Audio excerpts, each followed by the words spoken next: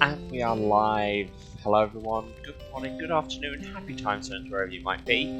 I'm Emma and welcome back to my playthrough of Pyre, now on part 3, and this game is so good and this music is so good. And I'm enjoying this very much and I hope everybody else is too.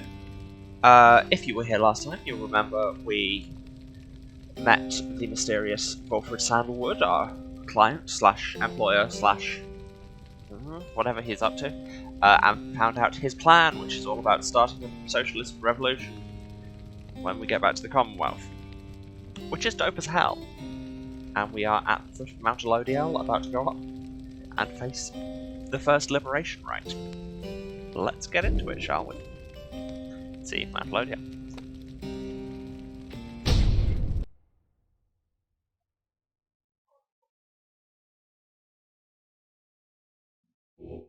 Let's see if I remember how anyone sounds. So, we have a choice here of the Emperor's Ascent or the Emperor's Fall. Would we rather go up or down? The gap through the nameless lower summits beneath Mount Lodiel, Ray believes the 8 scribes will bless us. Or a pathway on the outskirts of the lower summits. Pamela thinks there will be valuable stuff there. I feel like we've got a lot of money lately. We could always use a blessing. These backgrounds though, I know I keep saying this, but dang. The sublime beauty of Mount Lodiel, along with the thin air this high above the sea, has been enough to silence the most talkative of your companions. However, Ray has been positively bursting with excitement. Isn't it wonderful? I think it really is. Don't you? Tizo seems not to share Ray's enthusiasm. He does not like the cold. Yes, there are some very good songs coming up. You've been here before, Tizo. Isn't that so? Why would you ever leave? I wouldn't leave. I'd stay. I think I'd stay. Unless maybe I got too cold or hungry. Wait, is that? Something about her changes then. Wait, look, but Tizo, don't you see? Look, don't you see them there? Tizo seems to be exclaiming something in utter disbelief. You yourself see nothing, but Ray rises almost off her feet as the Emperor looks on, astonished. Was that the scribes? It was. I know it was. They said something to me. They spoke to me. They said they told us we are welcome. That we're welcome here. Ray runs off to spread the word among all your companions. Strangely enough, her enthusiasm is infectious, and in spite of everything, spirits rise. Let's do hope. Temple High Road or Temple Cistern? First of two paths leading to the summit, Hedwyn wanted to see the view. Or the second, through the Cistern, Sir Gilman wishes to look upon the sacred waters. Yeah, let's give Hedwyn a break.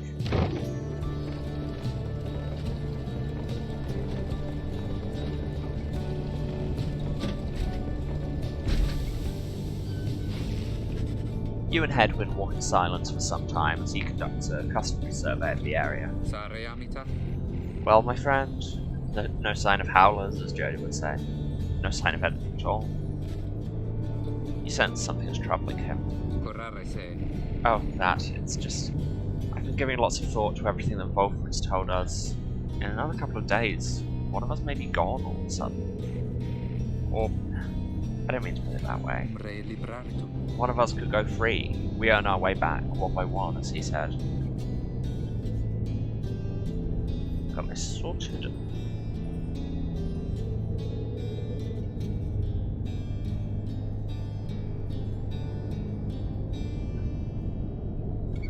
I sorted out my lighting situation, but apparently it hasn't quite taken. Ah well. I want you to know something. The others, we touched over, and when the time comes, we want you to decide. Decide who gets to go, if anyone. This might all be a part of Wolfred's plan, but we got here thanks to you. And even though I'm worrying right now about us splitting up, I guess if Wolfred has his way, all of us will meet up on the other side. And won't that be a day? Worst case, we keep failing in the rights, we'll be stuck down here together. Just like this. The two of you walk on in silence for a time. When at last you return to the wagon, Hedwyn turns to you again. Thanks for the company. I think I'm better now. More prepared for the next round. Hope likewise for the best. Oh, they just gave him some XP. Nice.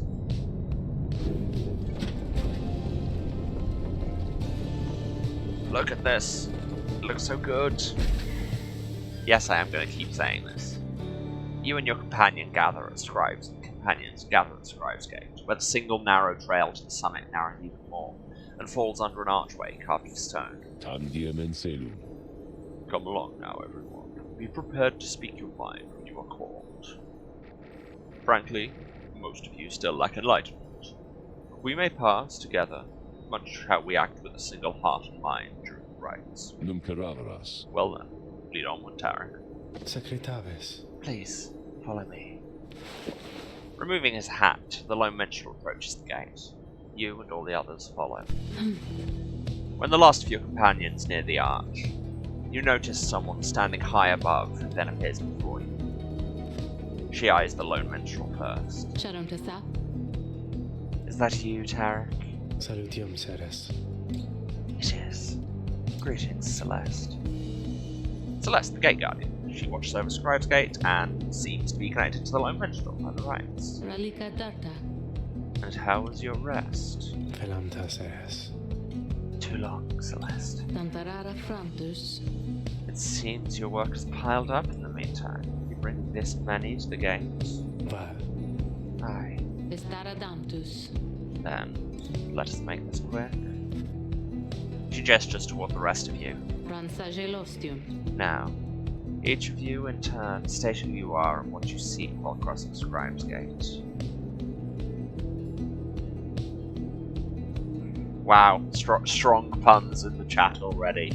Gate Guardian with a T.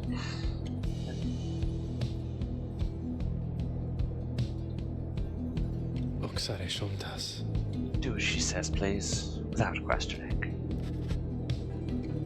Your fellow exiles exchange glances, but quickly comply. I'll start. They call me Hedwyn, the deserter. I've come here seeking freedom for myself and my companions. In my case, so I can return to be with one whom I love. The woman bids him forward. The lone minstrel prompts Ruki to speak up next. I am regarded by the name of Ruki Greendale. I just want to get out of here, I guess. With my charms, preferably. Go see Mama, back home. I am Captain Jandarian. I do not really know as yet why I'm sitting here. My name is Ray, and I am here, I think, because the scribes have called to me. It must be them, because if not, then who? Tiso seeks to live up to the Nightwing's legacy and maybe see the Commonwealth someday. Sir Gilman of the Sea Dominion at your service. This knight is on a quest to find his honor. He lost it at a certain point. How much a shame. I'm only here because my sister's here. Then, as Volfred steps forward, the one called Celeste raises her voice. You. I recognize you from the Nightwings of the past. You are not clad in the raiments any longer. I would know why. I have my chance already. The Nightwings now stand before you. I travel with them as a pilgrim now. I see. Then, state why you are here, as with the others. My name is Volfred Sam. I seek liberty for each of us, so that one day we might all stand shoulder to shoulder on the other side and bring freedom to the people. Bring our freedom to the people there. She waves goodbye. Then she turns to you, and there is no one left to go. Who am I? I love that you get like 6 hours into this game before it actually asks you to choose your background. Are we a crippled scholar? When they learn I knew the old ways, they came for me and I could not run far. An old farmhand, my youth is gone. My thirst for knowledge earned me a trip to the downside. A war orphan, years of strife between the Commonwealth and the High Wing remnants inflicted useless of her. Or I don't know. Try as you might, you cannot make out the details of what life was like in the Commonwealth. Well, speaking as a long-term disabled former academic, I can't not click this button. I am, in fact, a crippled scholar. You've always sought to understand the world around you. That knowledge would be dangerous in the Commonwealth, but now it's brought you to this point. The one called Celeste continues to examine you, expecting you to add to your response. State what we truly seek. We want true freedom to return to the Commonwealth and live out my days there, dying as I please. Doing as I please, even. To help my friends, do whatever it takes to see that my fellow exiles regain freedom. Revenge, the Commonwealth, which cuts you down to the downside, cannot be forgiven. Or to see what happens. All you expect is that the outcome of this whole ordeal is going to be interesting. Which, frankly, I feel like that's the Twitch answer, so I'm clicking it. You just want to see your quest through to the end. You're not wanting to go through life examining whatever it is that you desire. You know what Socrates said about the unexamined life? It's fun. You take life as it comes, and I can tend to appreciate some of the surprises. The woman regards you for a time, then nods once and waves all of you by. The 8 scribes bid the night winds welcome her. Go forth with glory. And Tarek, I, Celeste, be on your way as well. The lone minstrel bows his head and puts his hat back. He does not look back at her.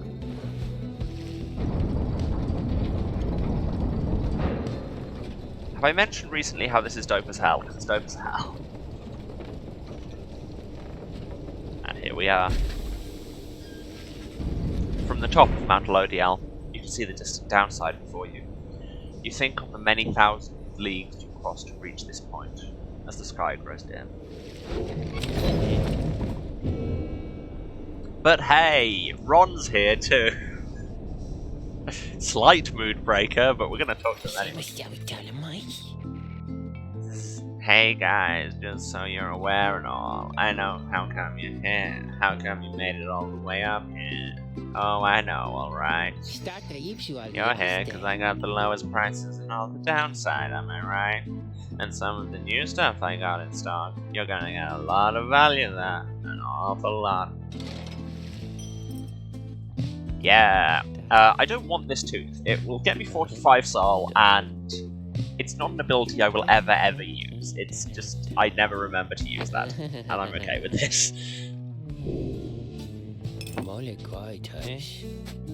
We have a whole handful of Stardust, and a dash, and a pinch, and we have this, which Scribe Snuff allows you to respec a character, which is no, because I made the right choices at the beginning. Now I'm okay with just having money to spend in Stardust at the minute. Who wants it? I feel like Soliam's Horn could use some leveling.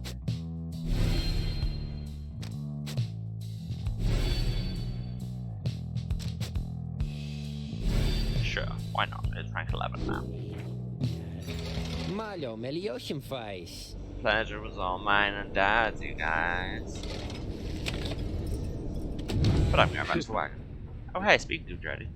Oh, now we have River Frost. So cold it can burn the skin. But it keeps the wagon cool and food fresher and longer.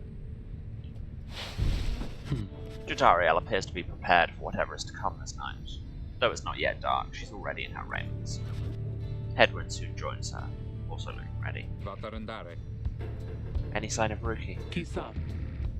Not yet. Complained about it chafing in the collar of his mask. Our freedom might be hinging on that collar then. I am certain that it is. They share a laugh together. The three of you exchange glances, but nothing is said, or needs to be said. Soon, if Volfred is to be believed, one of your companions may regain his or her freedom. Hey, what I miss? Am I late? Is it starting? Is it starting yet? Easy, Rookie. We got a little time. It isn't starting yet. How fair your struggles with your mask, Green Tail.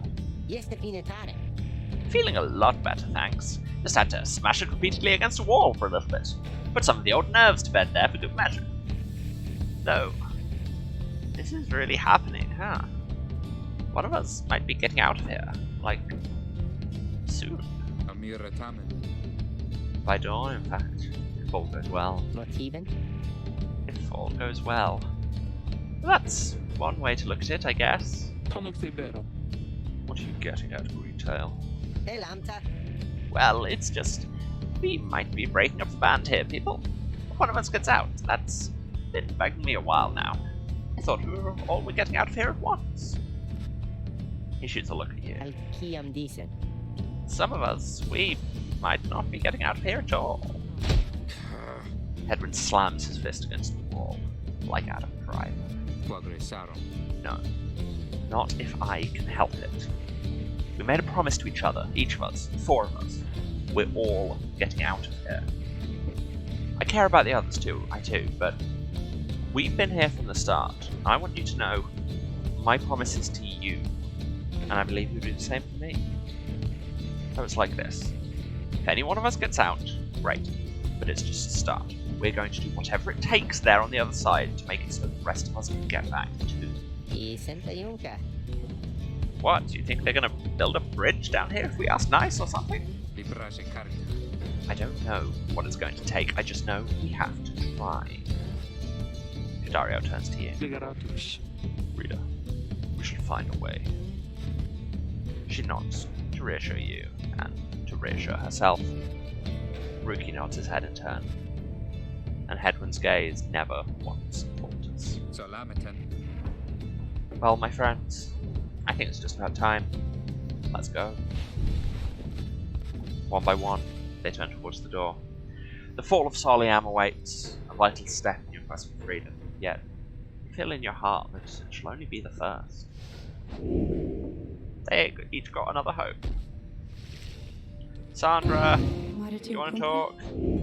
Sandra does want to talk. This place, where you currently reside, it must be Mount Elodiel, is it not? This was where those blasted scribes decided what to do with me. I'd already failed in my mission to eliminate the demon Soliam Mur. I did not anticipate his retinue, you see. Soliam Mur, 8th of the 8 scribes of the Book of Rites, known as the First Exile, or the last of his name. A once proud emperor who neglected his nation, found penitence in downside. We've been getting a lot of his backstory in the book.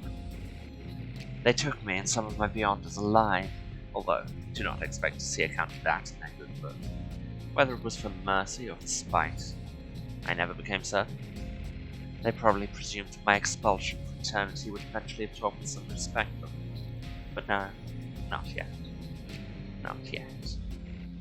Well, I do not mean that, really. The scribes did spare my life, and were it not for that, I would never have been thusly trapped to then enjoy your company, O lovely reader. Now, having met my quota of blasphemy for the time, I think it best that we resume the normal sort of business between us, if there is any to speak of. And good hunting at the precipice. May you soon rid the downside of some useless idiot.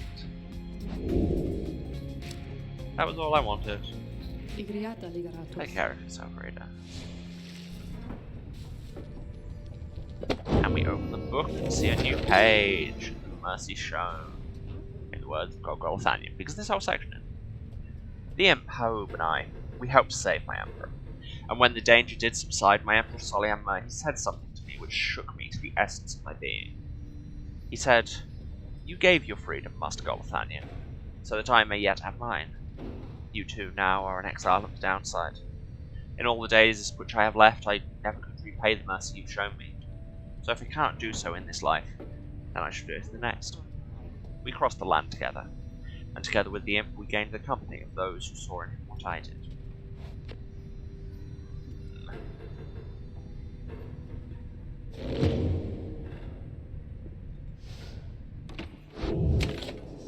Well, let's go. Is everyone prepared, Hedwyn? Yes, though several of us have another question that's been troubling us. You need but ask. You said that one of us is going to return to the Commonwealth if we defeat the Tempest in the Rise this night. What happens if we fail? Edwin, my boy, don't you see? The path to freedom and the path to enlightenment are one and the same. Do you intend to stray from the path? No. Then you have nothing to fear. Cool, that wasn't an answer. But let me be much more upfront with you. Should you be defeated by the Tempest this night, then one of them shall end up going free instead of one of you. It's as simple as that. What then is to be done? Very same as if we achieve victory. We await our next such opportunity and make the most of it. Tonight our plan is set in motion. We are united in our cause.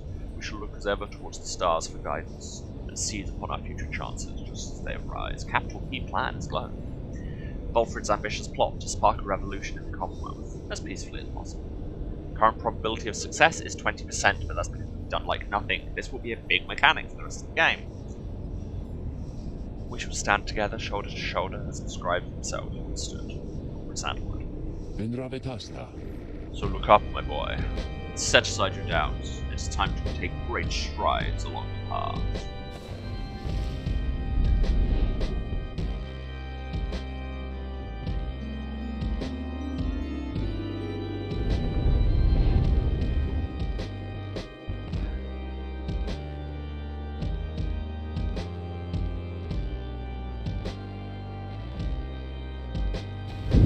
Many years have passed since last the Nightwings gained the summit of the sacred mountain and stood upon the fall of Solium.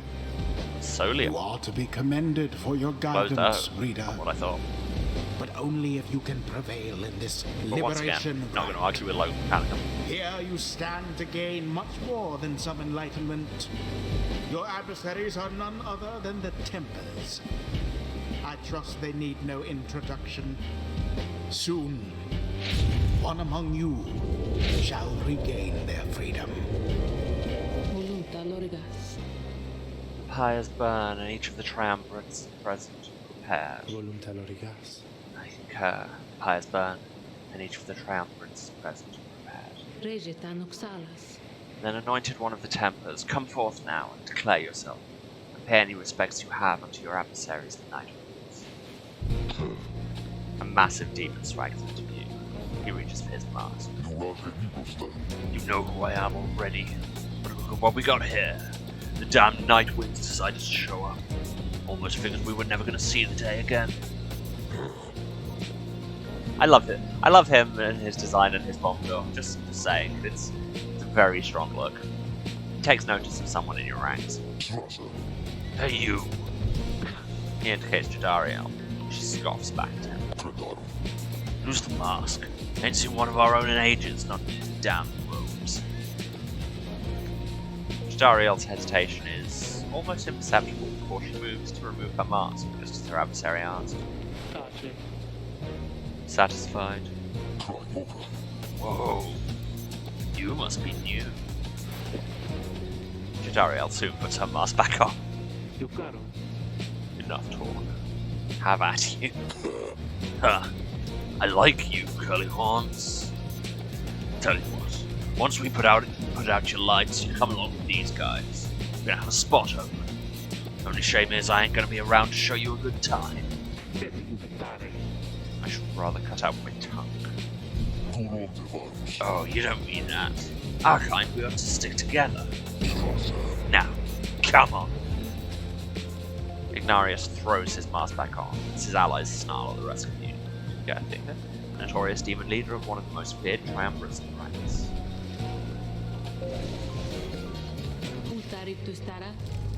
Have the Nightwings reached a decision on whose behalf they should conduct its rite? The lone minstrel gets your attention in his subtle way. Reader, the first companion whom you choose shall be anointed to go free this very night if you prevail. The other two in the triumvirate shall lend their aid. As you may know, only the most enlightened in the rites are eligible to go free. Not all among you may be ready yet. Now, Nightwings, I would have your decision.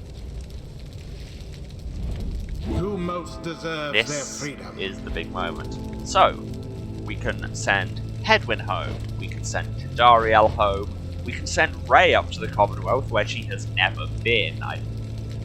Wait, is that canon, or did she get sent down afterwards? Anyway. And I genuinely don't know, because this is such a narratively good mechanic, the way it's about. Only the people who have done best are eligible. And if you continue to do well, they leave, and your best player is gone. And that is the rest of the game. Gone. Spoiling nothing to say that. But it gives them massive narrative rewards.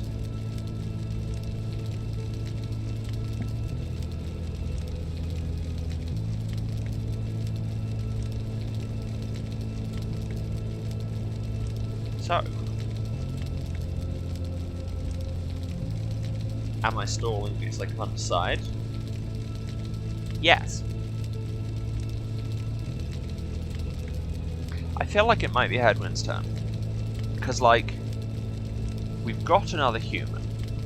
I feel like sending Rey up first on her own would be mean. Jodie's just too good. Like, yes, exactly. I am all about narrative over mechanics. But I'm also into having our resident large solid woman around. I am but a simple queer. So I think it might be Headwind's turn.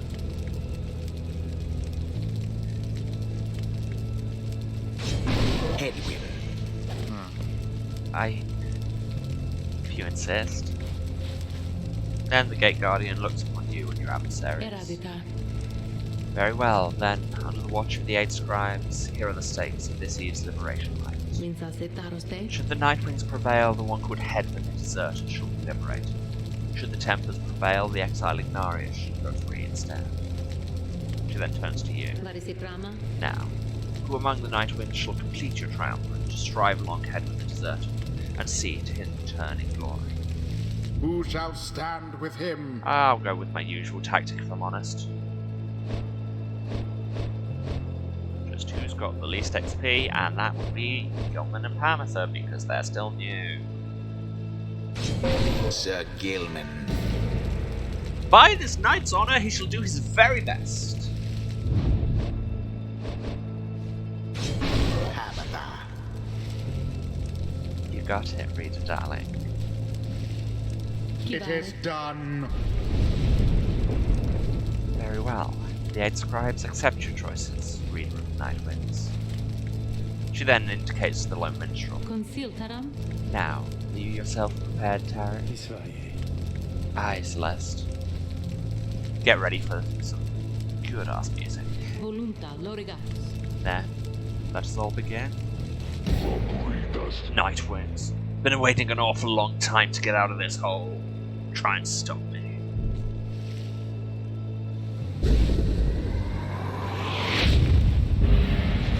Commence.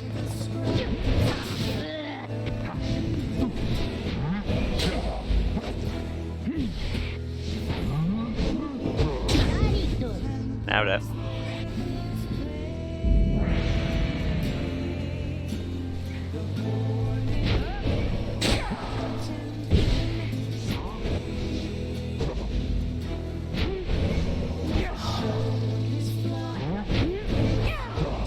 Ha! Not that badly. Ooh, that was close.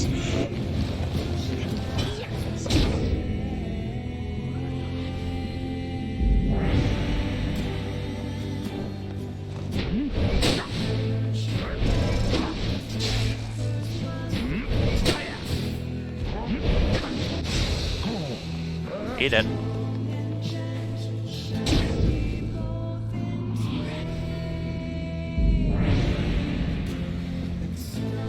It just wouldn't be a Supergiant game without a really good Darren Corb, Ashley Barrett duet.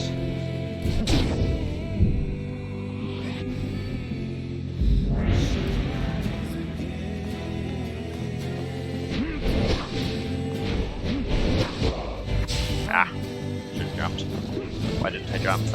video games.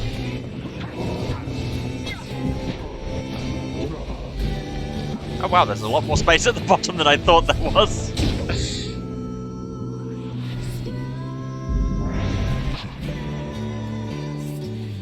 And the best thing about this song, and it's a really good song,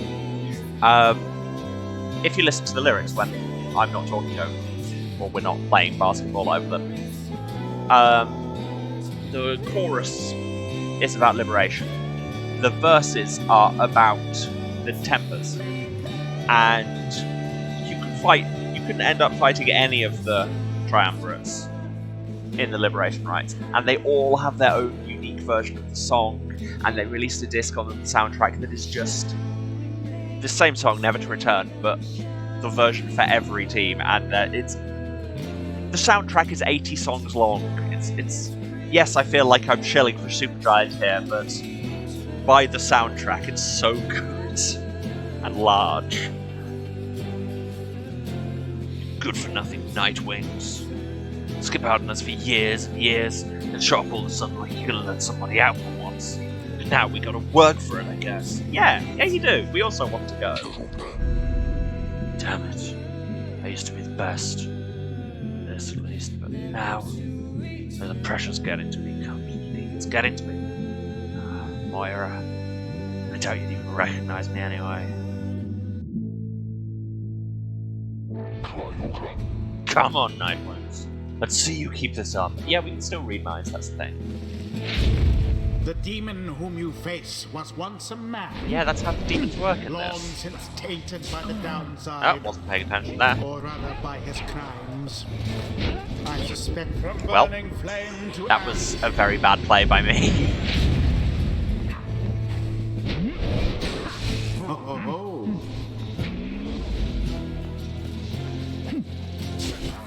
Yeah, that was a really terrible jump, and I don't know where I was aiming. Ah.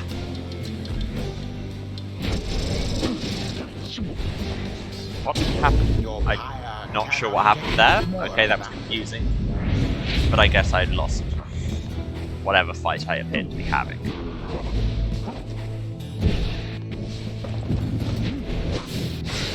Get wrecked. Indeed.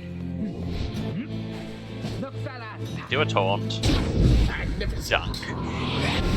Dunk and dunkle. The rite is nearly ended. Whoa! There it is. Like I say, whips are very powerful if you use them right.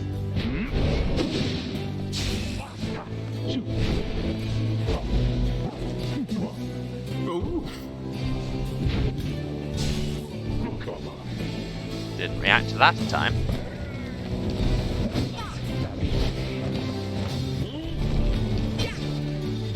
No, bad. How very fortunate. Wow.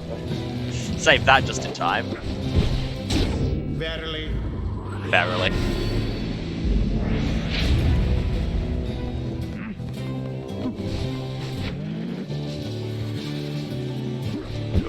Good. Okay, that one was on me. I just messed up that run entirely. It is a little bit harder to steer sometimes when you're running. Whoop, whoop, whoop. And there we go.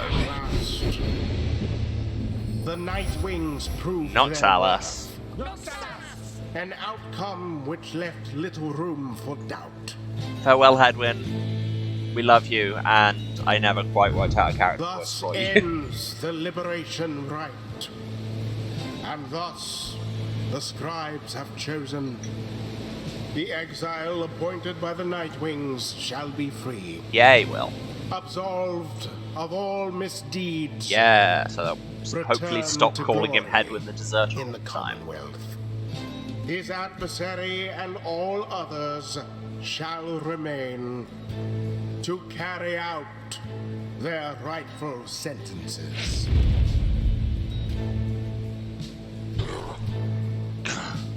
What a joke. We should have had this.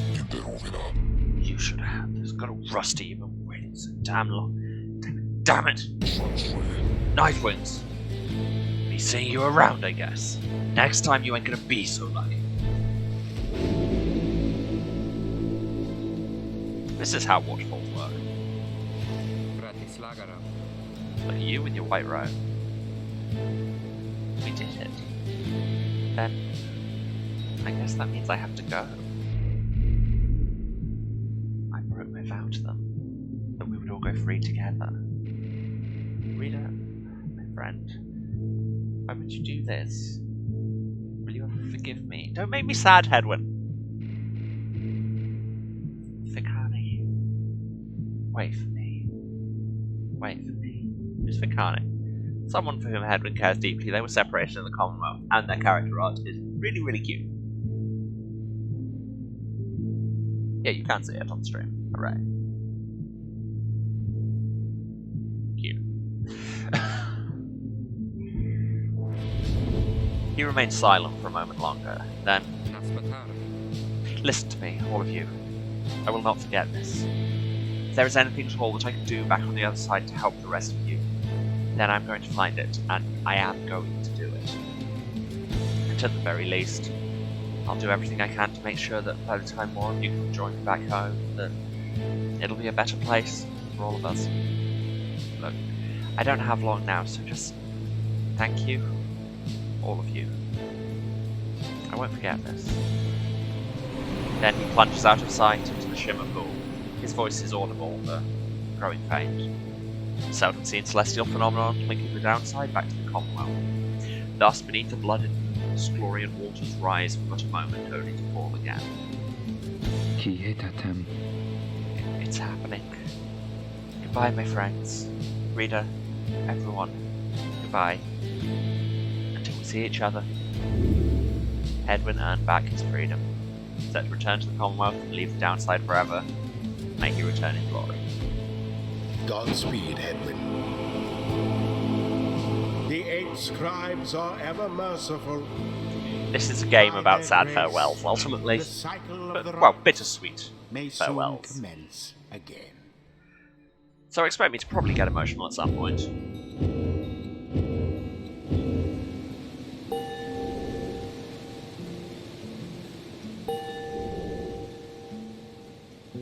Slowly catching up with the others. May the scribes have mercy on us all. Doesn't seem likely, though.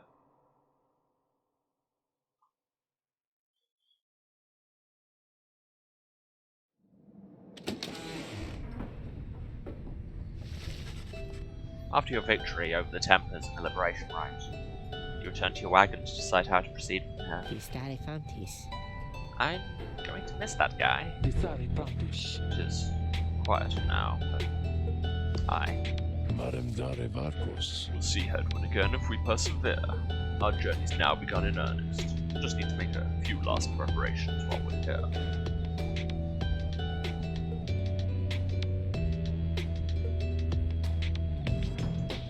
And Hedwyn's codex entry changes. His was the first friendly face we encountered in the downside. He has regained his freedom in the Liberation Rite. Yes, it is. It's a nice balance system that you get most of your enlightenment from participation, just a small bonus for victory, because that is very much the vibe of this game. The whole thing it does, where you don't have to. You can lose every single rite and still get through the story, and it still narratively works. It's a good system, yeah. Wait, what about the stars? They don't seem to wait around for us. About that. Rita, go see for yourself. Okay, that was ominous. The night sky over Mount Elodiel is much darker than you would have expected. Your thoughts are with Hedwyn as you look toward the heavens. Let's seek our destination.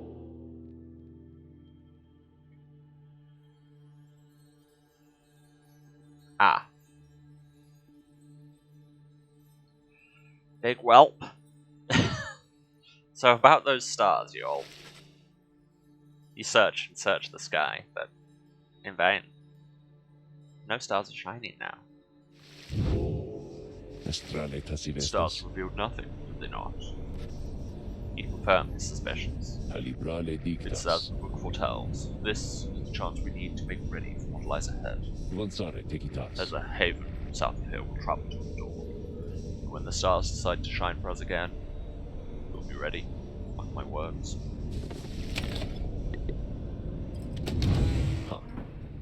Alfred, we have additional questions. Oh, Hedwin's cooking tins are still here. Hedwin used to do most of the cooking, but now... Yeah, I am going to be getting emotional in this playthrough, it seems. Following Hedwin's liberation, you find Volfred smoking at his pipe, his eyes averted. He looks up and smiles as you approach. Hello, my kin. Excellent work back there. Thank you for your perseverance. Though, I was just reflecting on how very fortunate I've been in all of this. Not just me, but really all of us who had a chance to stand with Hedwin here. Ours is admittedly a somewhat desperate plan, but it's vital to me should the Nightwings rise again that it be under proper care and guidance. And the plan is flashing again, because thus our current probability of success has gone up to 28% because Hedwin is up in the Commonwealth, working on our side. I was just thinking how well Hedwin served in that capacity. Whatever is to be the outcome of all this, no doubt his presence shall be missed. Wow, that word just really tripped me up for some reason. My agents and I were unsure of him at first, a common boy like that, completely unacquainted with rights. But in the end I felt that he was worth a shot. Someone like him, sincere, determined, with loyal friends, desperate to get home. Those qualities spoke volumes. Then he falls silent for a time. I have every faith that you shall strive on our behalf now in the Commonwealth, and it is my hope that he yet finds the one he sought. You and Volfred speak little more of Hedwin for now. You are left wondering what should become of him in the Commonwealth. Sandra, I'm sad. Do you have anything less sad to say? No. Cool. Guess we're moving. Let's continue our journey to wherever it may take us next.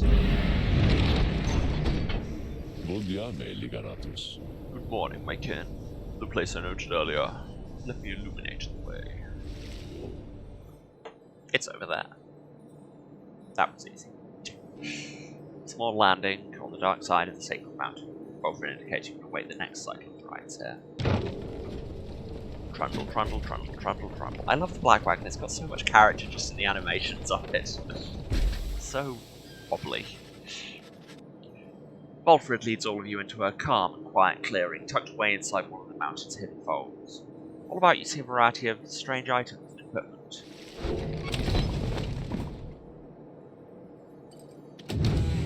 Volfred, explain. Words, please. You find Volfred seemingly lost in thought. But then he turns to you. Greetings, reader. This wagon and I weave many memories together, and I could not help reliving some of them just now. I suppose some aspects of my past may be of relevance to you, given your role. If there is something that you wish to know, you need but ask. Yes, I said I had questions. What happened to the original Nightwings? Can't help but notice they're not here. You express interest in knowing more of how the Nightwings came to be here, and Volfred's past connection to the group. I have been connected to the Nightwings almost since the beginning of my days in exile. They found me, in a manner as I understand quite like how Hedwin and the others found you. Back then it was a smaller group than we have now. I joined an exiled called Erisa, and another known as Aurelach. Erisa, former exile of the Nightwings, who kept the rights of Volfred and Aurelach. And Aurelach did them alongside Volfred and Erisa. Cool. Once in a while we let little Tizo stand with us as well. He is rather older than he looks. The other triumvirates we stood against, they feared us. Only the Tempers presented any threat to us in any given right. But there was a terrible accident. Erisa, we lost her, and Aurelach, who was my friend, he fell from Mount Lodiel. We lost him as well, on the night when he was to be free. We were reckless, hasty, and I was powerless to stop any of it. I blamed the rights themselves, the circumstances that put us into danger. The downside has claimed many lives, yet this, it was too much. I vowed never again to don the mask of ravens. I had the black wagon cleared, buried, such that it could not be used again. If the Nightwings would rise again, it would be under different circumstances, under new leadership, towards a different purpose. That's all I wish to say of this, McCann. Oh, we get to ask all the questions! Reminds you of someone you heard about long ago in the Commonwealth. Oh, well, let's ask. You asked Volfred about his past in the Commonwealth, and now it is he came to be in the downside. How rather forward of you, my kin. Most whom I have met during my travels here have been reluctant to approach the subject of one's history before one's exile. Nonetheless, I am happy to tell you. As a reader, I assume you are familiar with the stamping press. I own and operate one. It's an illegal invention allowing written materials to be published at an extraordinary rate. Yeah, that's just a printing press. In 617 AS, the Commonwealth was under siege from within as anti-theocratic propaganda could spread.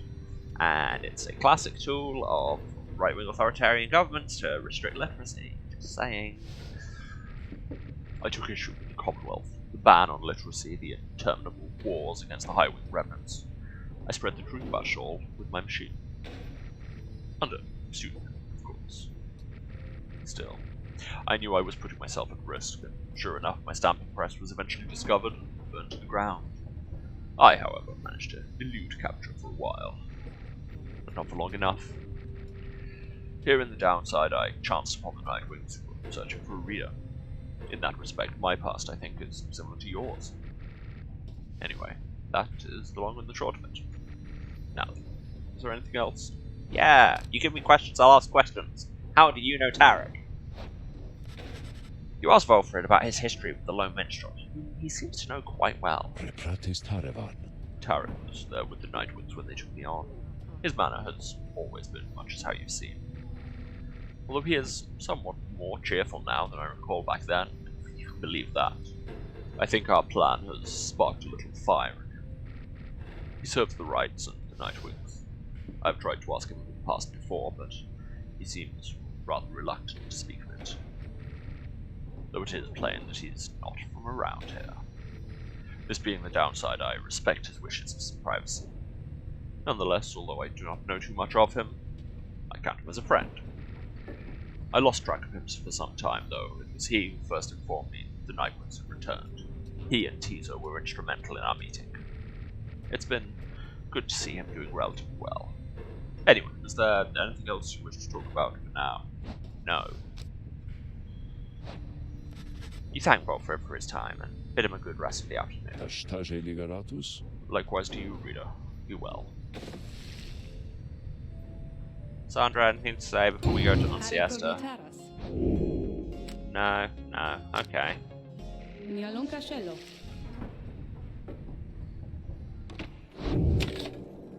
Let's bide our time, siesta, go to sleep. Hole up with your companions until the stars align once more. Everyone. The amenities are modest here in the Moonlight Alcove, but I suggest that you get comfortable.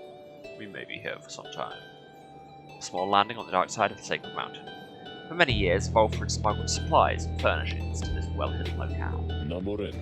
As for myself, I have some business to attend to. Please leave the wagon in my care for now, and shall be ready by when we in next. That's your wagon. From the mountaintop, you can see all across the downside its impossible expanse staring back at you. The thought occurs to you that you may never see another land besides it. And so, you and your companions wait on the mountaintop in quiet solitude, anticipating when the cycle of the rites begins to turn again. Then, you shall have another opportunity to free one of your own. You may earn back their freedom, one by one. Many moons pass. Then, one evening, may I have a moment, reader? The Lone Minstrel finds you poring over the Book of Rites, which we have now seen more chapters of. Yeah, everything we've seen so far has been from chapter 1. As has been your leaning through your stay at this book. Begging your pardon, but there is something you may wish to see. Please, follow me. You follow him into the cold night. Look forth, reader. The stars shine like you have never seen. Once more, the path towards salvation is revealed, but now something is different. Well, that's new.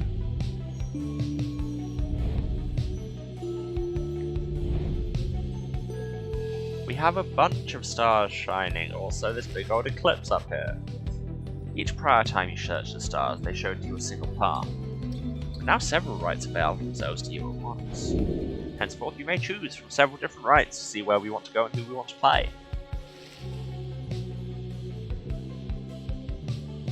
Yeah, the golden star Soliam is eclipsed for now. We haven't got the other feature I thought we got here, but that's fine. Yeah, so all the stars are lit, and some of them are also. Did we just finish the tutorial? I would say we just finished the prologue. From my memories, I'd say we were about a quarter to a third of the way through the game.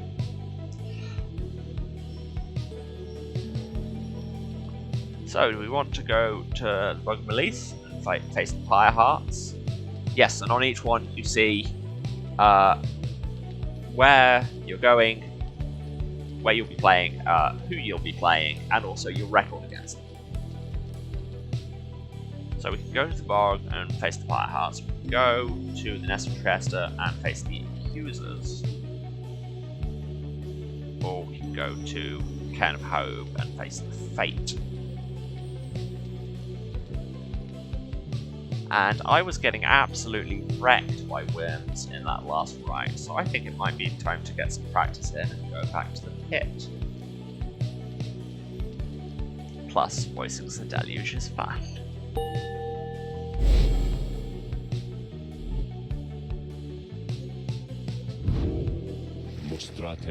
Stars urge that we go to the pit of Melith. Long way off. Timtapelus? Alfred, sir, how are we to reach the pit of Melith in due course of time? You know full well, Tarek. Preparations are complete. You think you see the lone mentioned smile, ever faintly. I cannot be sure. Please ask the others to gather their belongings, rest, and then assemble at the wagon there at dawn. We should be departing at that time. As you will, sir. The cycle begins anew. As the years advanced, you'll find there ought to be fewer rites this time, until once more we are to traverse Scribe's Gate. Exactly how many it is difficult to say, but our next chance at liberty ought to present itself much sooner than before, so be ready for it. Now then, see you in the morning, reader. Your companions have not travelled far from Moonlight Alcove. Word of the news soon spreads throughout the group. Well, can't even go back in the wagon, so let's continue.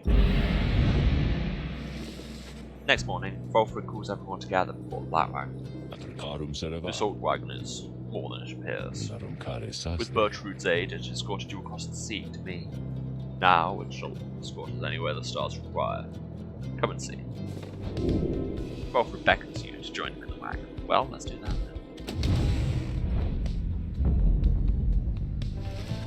Something has changed about the wagon's interior.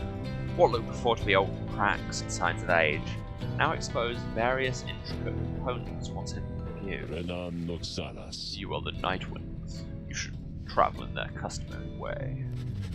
He turns to you, indicating levers and devices marked with symbols from the book. Now, reader, whenever you're ready, you may take us up.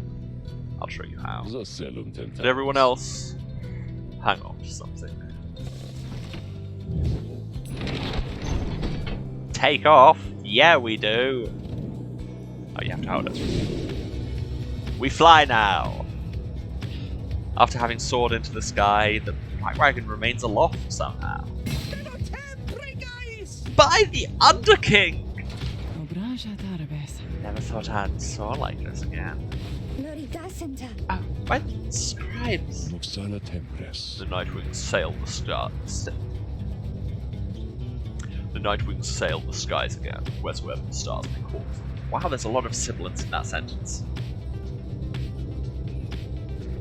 There is one catch. The downside provides few locales on the land. Though we should be able to find at least a couple of landing places near to where we're going. We'll then make way by land and sea towards our destination. Now, without further ado, let us proceed. The black wagon can fly. Yeah, so it's still basically the same thing where you'll have a choice of different routes to get to places, and the flying is just really to give you a way to transition between areas.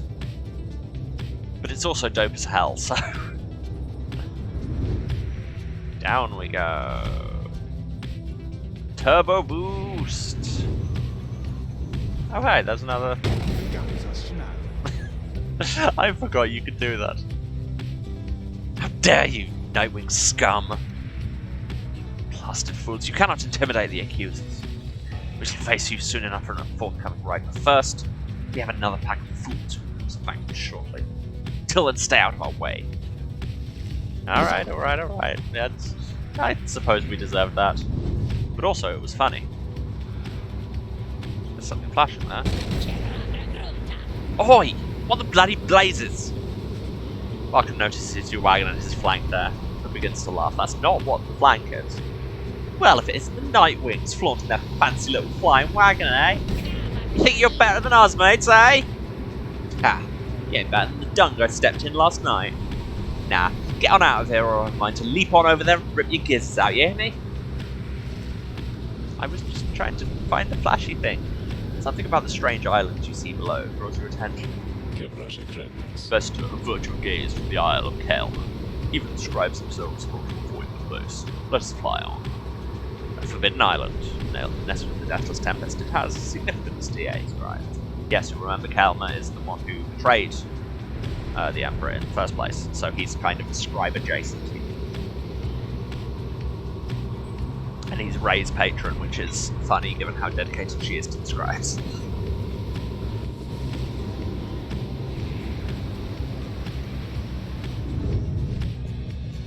Coming through.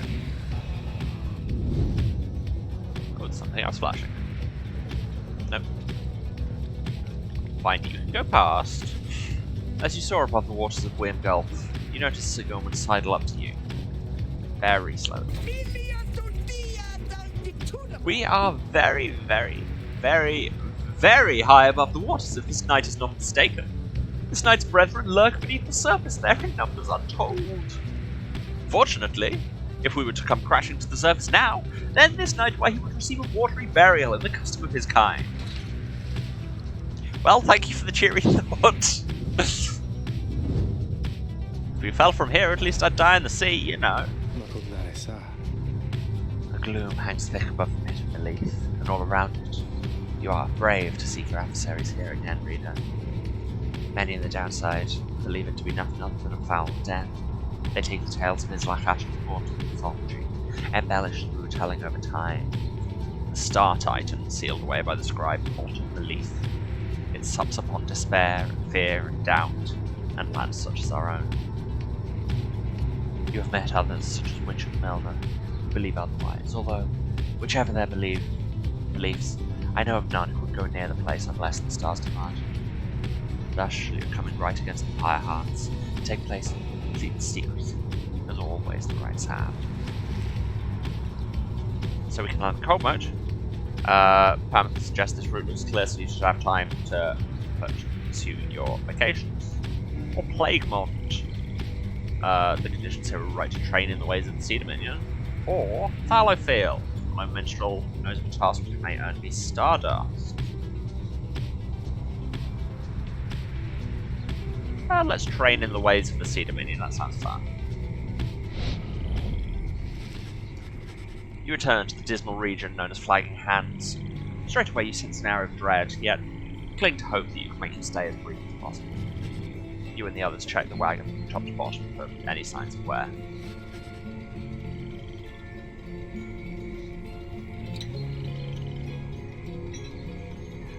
Tizo double checks the air brakes and reports that they're working as expected. Pameth finds the cabin pressurizer acting up again and causing her concern.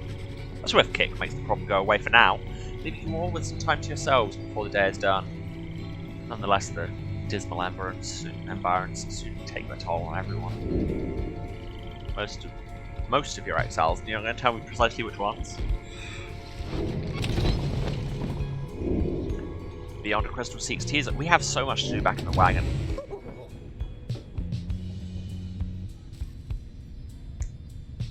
A jar of waking wood wisps. Wisps have provide a scarce bit of light when it's needed, all for a low monthly fee. We have this floating thing, a grease stone, exhibits a flagrant disregard for natural law, thus providing light entertainment. And we have this. Canvas wings. The Black Wagon is flight capable, though, by which means you do not fully grasp this yet. Okay, we'll speak to Sandra in a minute. First, we have to look at the Book of Rites. Because look at all these chapters we've got now. Did we get the last page of this section? First lap, down the river, demon, mercy shown. No. Okay. So yes, that's the history of Surly and Myr. That's just to continue the story, you get more of it. But also, we have Chapter 2, Living in Exile, written by John Ware Manymain, which we get by spending money at the shops. Once I too roamed free. I remember well those days in which I was called chief. I travelled all the world over on my 4 good paws. I was well adored. I wanted to grow stronger. Here at last I have. I shall not mince my words. This place shall either harden you or kill you. It shall haunt you with old memories. You share the exile's plight. My charge is to alleviate the sting of you a little bit. Prolong your stay, but only for as long as needed. Your charge is to return. We call this place the downside for a reason, but in time here you can learn to eat, to seek out shelter, to find a certain beauty in unlikely places. What? No, I didn't mean... No, don't do that. What? No. Oh, I'm pressing B, that's my problem. I've been using a Switch controller again. And here we have Chapter 3, Forsaken Lands, concerning the races and ethnic groups in the downside, and each region you go to gives you a page in that. In the words of Molten Malik, the Wild Witch, years upon long years we spent distilling life essence from many things, which all once writhed under the auspices of their mortality, which we ourselves cut short. In this we have no regrets, for we learned much. So we think did they. We earned the title of witch, and were forced to flee into the downside. Here we encountered Surly and Myr, and soon we gained an understanding of each other. He bade us circumnavigate these lands, and catalogue our findings. We felt a strong desire to expose the secrets of this land. He wished to yield benefit to those who followed our wake. Indulge us both.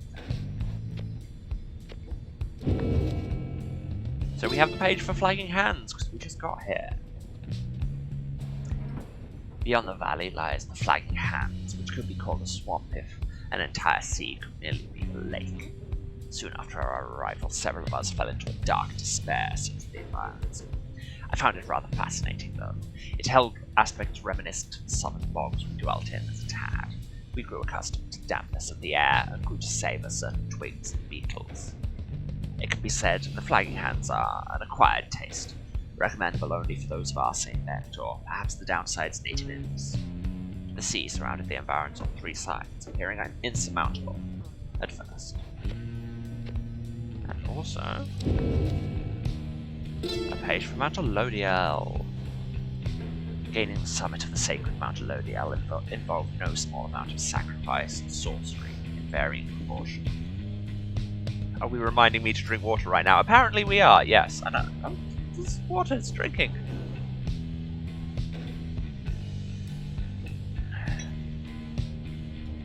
Please don't just flood the chat with hydrate. The mountain's energies were palpable. The sensations we felt indescribable. The lands we stood upon were closer to the stars than to the world we knew. It was upon this highest point in all the downside that we first made efforts to concoct this tome which you now read. It was there that we were stricken with a vision of the cycle of the rites, and felt together, for the first, a sense of freedom, unlike any we experienced before. That's the subject which our comrades shall illuminate in greater detail. for example, we have Chapter 4, Celestial Landmarks. Go to the different Celestial Landmarks, which are the places we do the rites in. In the words of Loose Glory and 100 Times, the Scholar. Do you feel a kinship with the stars? You owe your everything to them. Perhaps one day even your freedom. I chased the stars across the river of my genealogy until they led me here. I demanded they explain to me the paradox of knowledge. How is it that something could be shared but still contained within ourselves in its entirety? The stars did not respond, but sent me on a quest. I sought the 9 landmarks which they revealed to me, so that someday I would reveal their mysteries to you. These landmarks, emissaries of the stars, are 9 lenses through which we see the land, we see ourselves in a new light. For example, him talking about the Book of Rites. Much can be said about the Sisters of the Arch whom we banished to the great beyond for deeds irredeemable. Hi, Sandra.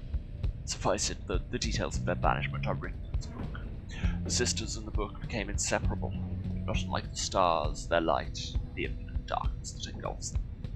The stars communicate to us, and to you in turn. The words within this book are but an edifice, a simple surface.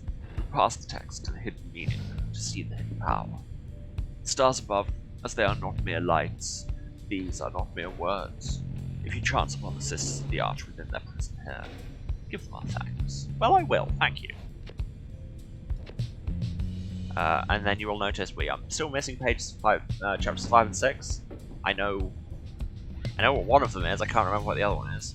Chapter 7 about the 9 triumvirates, which you get by beating everyone in rites. In the words of Hobe the Scholar, that's not what the word that says. In the words of Hobe the Swallow, the Accursed. At first I found it much too difficult to read, much less to write, even to grasp the quill, but Hornworn Mer implored me. He said this is the greatest gift that he could give me in return. In return for what? I asked. In return for his life, he said. But I did not save your life, I said. You did, he said. We fight about this still. Mer is stuck, more than I.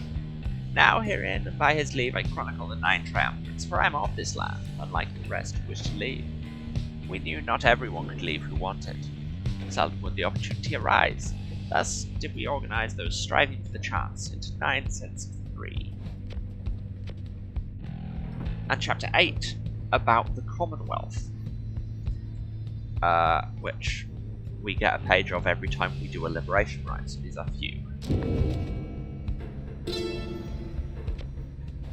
On Commonwealth, in the words of Trieste Tillis, the Blessed Born. We, the 8, assembled here together in the downside, and we gave our freedom so that you may yet have yours. It's an exchange we have not lightly made. It is my charge to ensure that you, should you regain your freedom, first off recognize its quality, also use it wisely. You do not need a pair of wings in order to be free. My own wings, I once thought that they could take me anywhere, and then they took me here where I am bound. It is your charge to be free and not to make the same mistakes. Spring from here, and learn from what we did, and build a new, great society, a free society with wings spread wide for everyone. Yeah, it sounds like we had some good ideals, and then people happened. And we still don't have a chapter by Serlian himself, or one by Under King Ores, so those are the other 2. And I know what one of them is, but I can't remember the other, and that's going to bug me. Until we find it. Anyway. So Gilman, you have waited patiently. So Gilman is shivering there after the Black maiden voyage through the skies. Master Reader, this knight is very, very slightly out of sorts, is all. He merely appears terrified, but he assures you that his seeming cowardice is but an optical illusion in this case. Panther overhears and joins you. Flying's not for everyone, Sir Knight. This knight heartily concurs, though how anyone at all can stand it he has yet to understand. Well, let's see. What's it like to swim towards the sea to make? Ah, those glorious murky waters. Look at him. Love him. Engulfed in hideous warfare, to be sure, but otherwise a joy to cut across, to feel the coolness of the waves beneath one's gill slits and the like. Though this knight is now accustomed to his life above the surface. Flying's just the same, Sir Knight. It resists those of us not born to it. I, in turn, have wondered what your seas are like, but the thought of swimming fills me with disgust. Though I haven't had to swim, you now have to fly. It's very brave of you, and you handle it better than some harp fledglings I've met in my day. You'll get used to it. She departs, but you sense Sir Gilman is feeling better after the exchange. Hey, wish him well. Sandra, hello. I was reading a book about you. I was beginning to wonder when you would return. Ah, we can chat as well. Ah, my best friend in all the world, come to visit me again. Does it make you uncomfortable, perhaps, that I should call you thus? Perhaps you think that you do not yet know me very well. But I know you just fine. You reveal a great deal to me when you come visit me like this. You are not the only one who can sense things in others, you know. She laughs to herself. One learns to read a bit when forced to suddenly appear within a book for 70 years or so. Especially if one is wanting to pry a little, you understand, for it gets rather boring here. I know all about you. A crippled scholar who simply wants to see their quest to its completion, only to end up spending all their time talking to an apparition stuck in a stone. Yep. Yeah, that's me. Nailed it.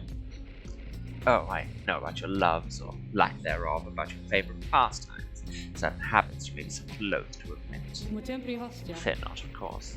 I use this special knowledge only as a means to entertain myself, I think. And if you don't like it, why just keep your distance like so many of your predecessors. As for the other Beyonders, they are as wraiths to me as I must seem to all those idiots with whom you consort. I cannot confide as easily in my own kind as I am able to confide in you. But I suppose that I have said too much.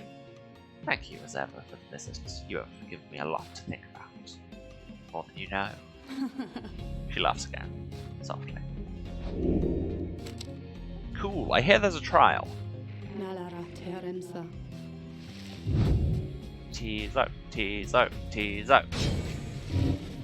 You are Sandra to assist one per special trials. A teaser. I dare think I remember something of that in he certainly stood out from all his ilk, although that really is not saying much. Well, let's bring him forward. Tizo soon appears in the heat of the summons. Tizo seems to be prepared for whatever lies ahead. Yeah, Tizo knows what's up.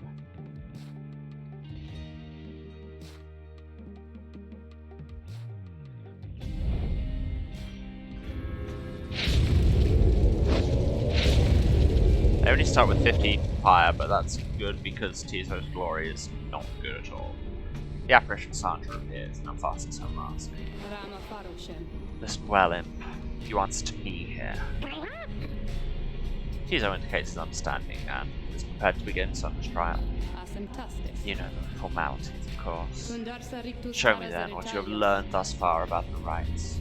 Here in this trial it shall be just you, my Beyonders, and your lovely reader. Let's see now how you fare.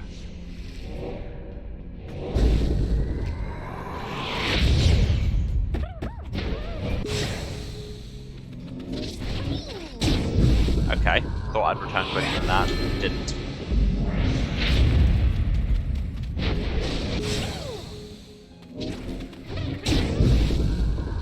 That was exactly the same play and it didn't work the first time either. Nah.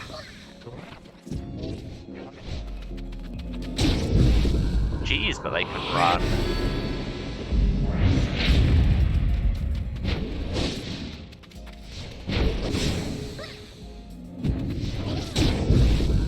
Jesus. Wow, I am getting absolutely destroyed here, aren't I?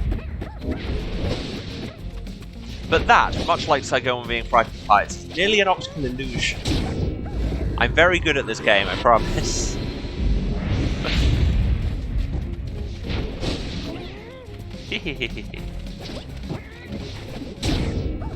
Nailed it.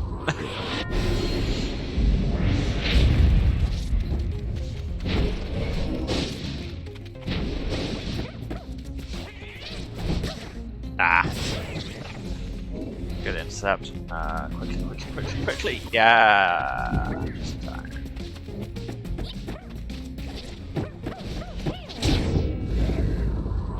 Tizo can get so much speed if he uses it properly.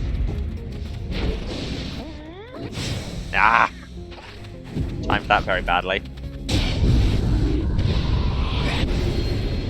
There you go, first defeat of the game. Sandra wins. Tizo is frustrated at having failed Sandra's challenge. Come now, Em. This test is not meant to be easy, even for the likes of you. I would tell you not to waste more of my time, but my time is there for you to waste.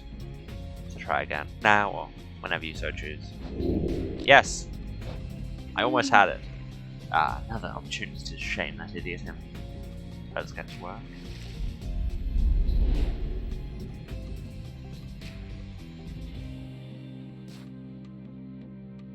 Love that tip there being like, you might need to grind.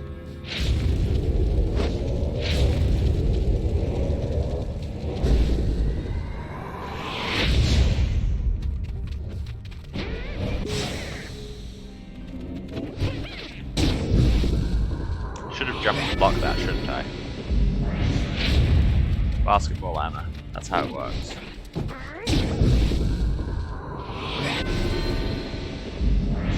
Ugh, wow. You know that bit where we were going to do better this time? You can shoot through those? You're not meant to be able to shoot through those. Like all hacks. See, now you couldn't shoot through it.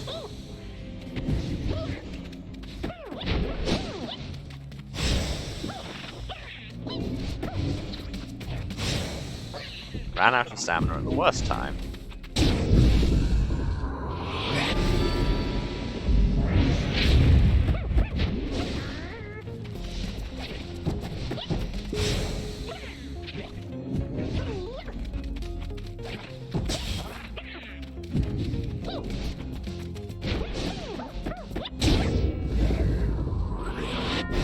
There, at least I got a point on the board before I lose.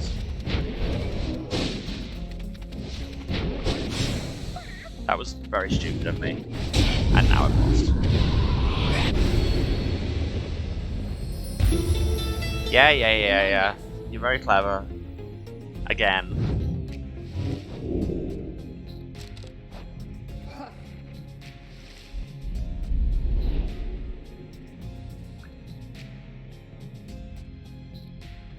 Try banishing your adversaries. Yeah, it's simple as that.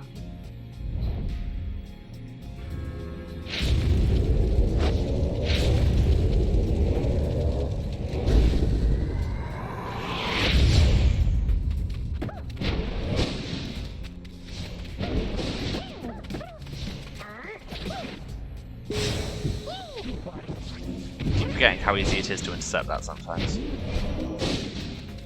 Nope, you don't. How did that hit? Why did that make the hitting somebody noise? It didn't hit anybody, there's nothing there for it to hit. Game? Okay, what are you doing?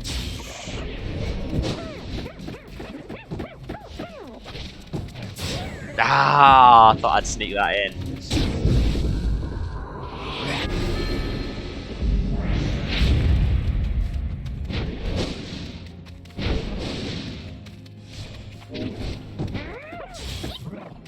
No, you don't.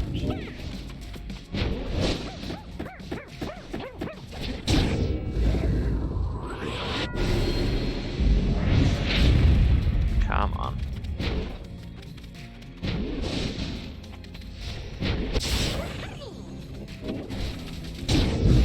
Well.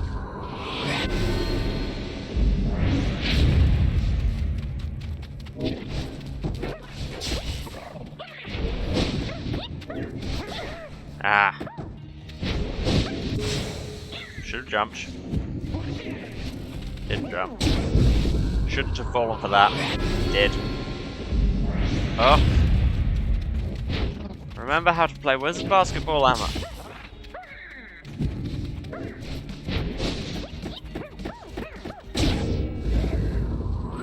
That's how you play wizard basketball.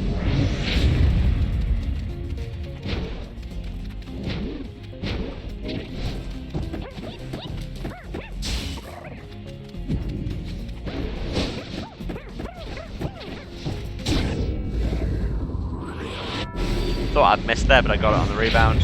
Come on, last one. Get baited. Wow, no, I immediately got baited. Sudden death time. Come on.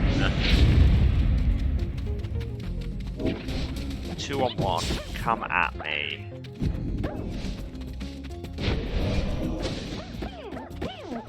Ah, didn't come at me. Pro tip, guys, when I say come at me, you might want Tizo win. Tizo very good. Tizo is excited to complete Sandra's challenge and awaits her approval. A worthwhile effort, Imp. Your performance was sufficient and you passed my test. Your predecessor may well have improved. Thus, congratulations are in order to you and to your lovely reader. Now farewell.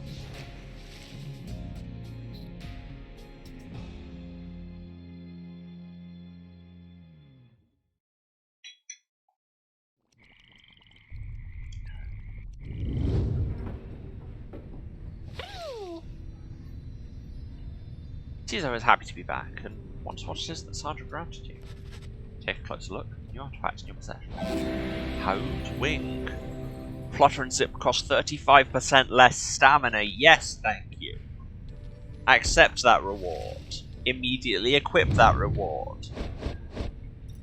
It's a good reward.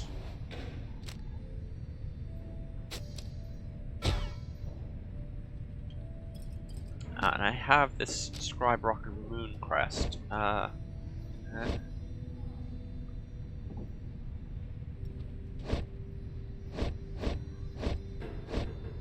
See, the thing is, they've all got their legendaries. And Ash and Coal is very good. Toe and Crest is good. We'll leave them now.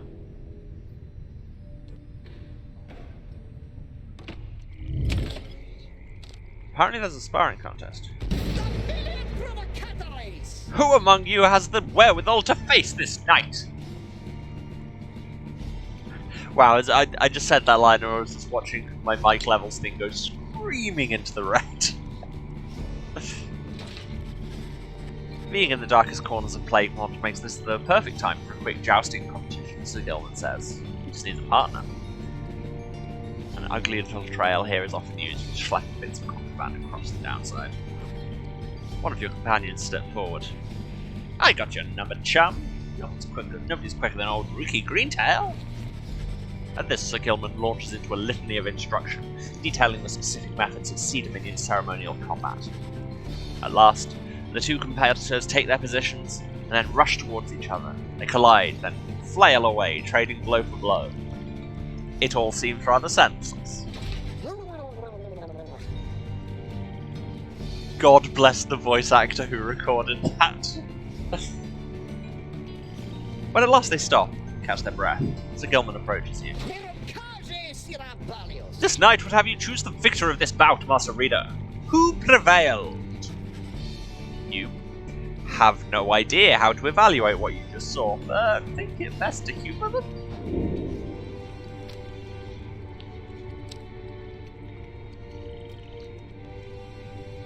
The true winner of this joust was you, for having witnessed such a ludicrous exchange. Yeah, you know what, sure.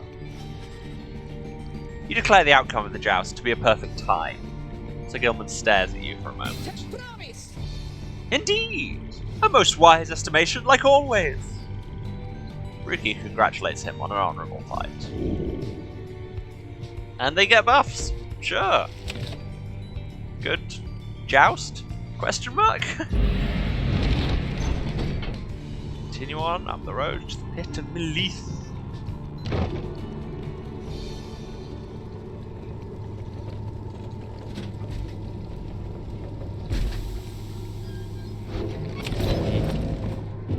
Falcon Ron is here, we revealed some pages, and I'm gonna talk to Ron first because spending money can unlock more pages. Hey guys, come on in, say now, whatever happened to that smiley headwind guy? Did you really get out of here like I've been hearing, or what? We now have a Twilight Shard, which you get for doing the throne shots, which I never ever do. We buy Stardust, because of course we buy Stardust, we always buy Stardust. I won't sell those trinkets just yet. Tizo, that thing is great, and yeah, 50% less stamina usage is kind of big. Because consider, like, every time I died in that right, it was because I ran out of stamina when I wasn't expecting it. You guys have a good day out there. Huh? That's right. And also now we have some mushrooms that I'm finding difficult to highlight. Flagging fungus, occasionally produces foul-tasting mushrooms that are strangely satisfying to pluck from it. Great. So what you're saying is the wagon's gone mouldy. Also, yeah, you can ping the stone. Ray seems to be talking to the Black Wagon walls again, though this time something seems to have come over her. Little brother, what is wrong with me? What is wrong with me? What is wrong with me? You're unsure whether to check in with her or leave her be.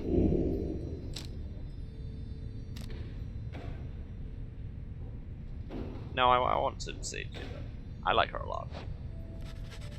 Though Ray is clearly capable of surviving on her own, you do worry for her.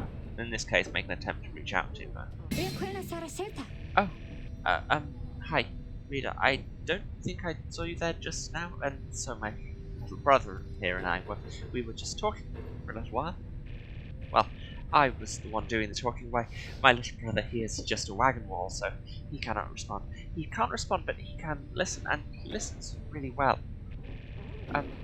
Now, I'd like to get back to my conversation here with him, if you don't mind. And you're welcome to stay, though, if you'd like. Seems Ray is doing alright after all. Well, she said I could stay.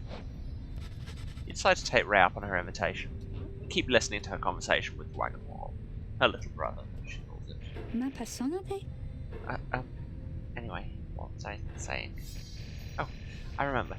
It's that they always said that there was something wrong with me, but they wouldn't really tell me what. They said that I was moon touched, but so what?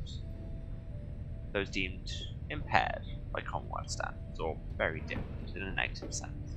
Just your generic slur. So then scribes, they called me here.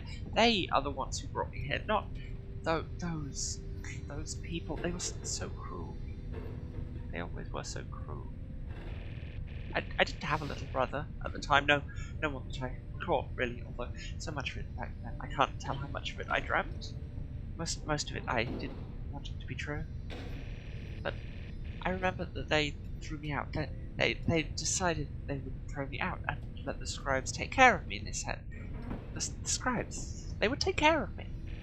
It was so very quiet here, and I was all alone, although I think I liked it more being alone down here than being alone back there.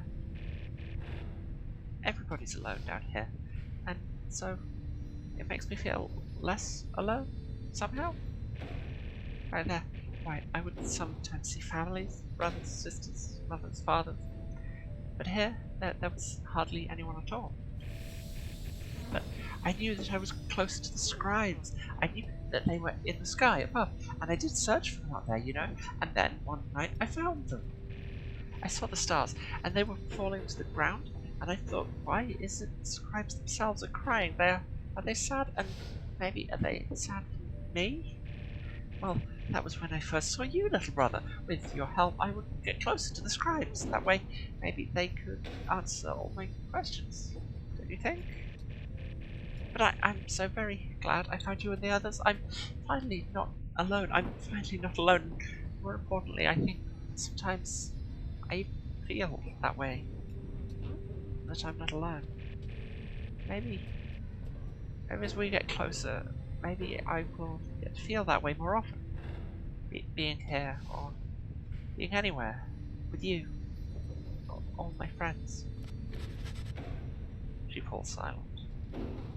Though you were concerned for her at first, you sense that now she is at peace.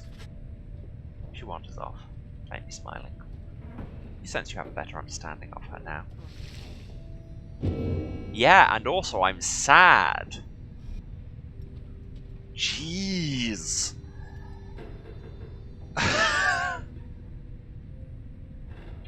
Roster bio updated. We know more about Ray now.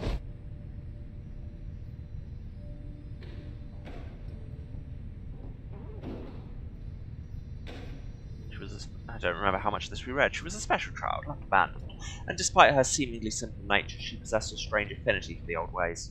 One day she was taken in by the authorities, and when she revealed her fixations about the scribes, she was deemed witless, and when no one claimed responsibility for her, she was cast into exile. In the downside, she's wandered aimlessly in search of more clues about the legendary heroes who so fascinate her. Yeah, and... oh, that is so unfortunately real. Just, we have decided that you're not capable of participating in society and no one's here to take care of you, so jail for 1,000 years. Because that happens. Ugh. But we know more details about her. She was born on she's a Scorpus, born on the 19th of 11th moon, suggesting she is driven and fixated. One such sign off we could tell was one's disposition, strengths, and idiosyncrasies. Her crime was vagrancy. She failed to meet basic cognitive standards and had no place or family in the Commonwealth. Wow, there's a lot to unpack there, and it all makes me angry. As mercy guides our hand, we spare your life, rid ourselves of you. I know that this is the intended reaction, clearly, but just every time you learn more about the Commonwealth, the frothing rage. Motive? None. The record states she demonstrated a thorough lack of understanding of her wrongdoing. Yeah, because she didn't do anything wrong. And Ray has survived for 2 years in the downside thus far.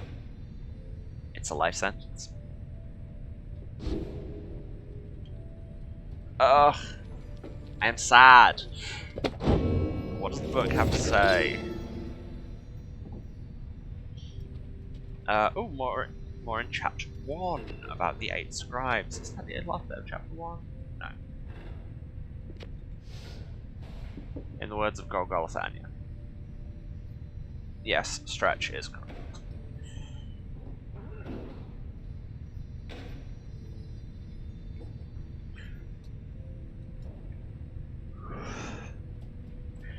We found each of the others in due time, by fate, not by coincidence.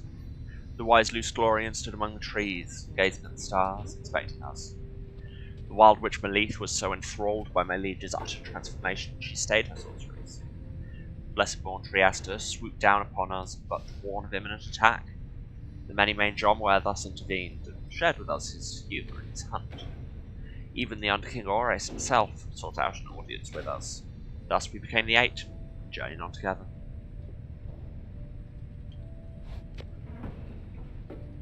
And a new thing in chapter 4, Celestial Landmarks, Lee. If there is one celestial landmark in which I would never again wish to tread, unless of course the stars beseech me to, it has to be the pit. 'Twas dark in there, beyond all reckoning. If not for Melith's sorcerer's lantern, all of us, all would have been lost. What lies within the pit is not to be invoked, although I have no doubt our goodly Underking should be unable to prevent himself from boasting of how Melith sealed it there for an entire age. The thing yet lies there, on the edge of death, through its connection to the star that gives them its significance. Walk there with courage and a steady mind. Fun place all in all. Wait, that's glowing. Is there something else to see? No, it's just telling me about the book. Stop highlighting things I don't need to click.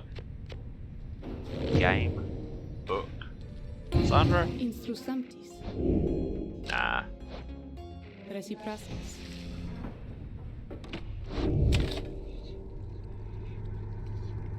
So, next thing is to commence the rite. But we're going to do that in a few minutes, because, especially after that interlude with Ray, I need to get up and stretch because... and just have a moment where I'm not reading extremely sad dialogue. So, yeah, I'm going to go and stretch and get a drink. I will be back in 5 or 10 minutes. I recommend all of you do the same. Or don't. Up to you. I am a Twitch streamer. Don't let me run your life. That has been your PSA for today. Okay, anyway, I will be back in a few minutes. Bye.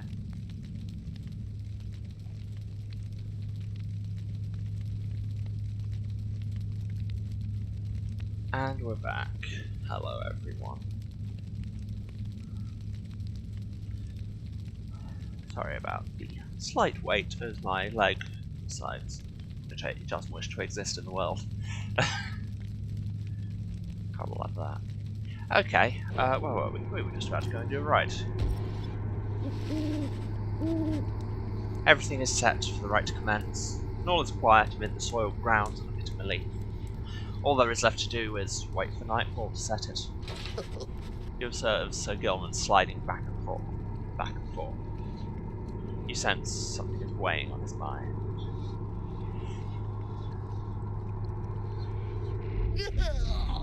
This night is not a night at all. This night betrayed his former commander, abandoned his brethren of the Sea Dominion. What is knighthood even? What is knighthood if it means having to follow such a craven as that Sir Deluge? Cease this nonsense, Gilman. Focus on the right, focus on the right, focus on the right. He notices you finally. Oh, Master Reader, this knight did not see you there just now. It was his preoccupation with the task at hand. Know that this knight stands prepared. He has no misgivings whatsoever when it comes to battling his ex-triumvirate. Please, consider letting this knight participate, for he has honor to restore. Yeah, you will. Then, a glimmering within the sky draws your and his attention.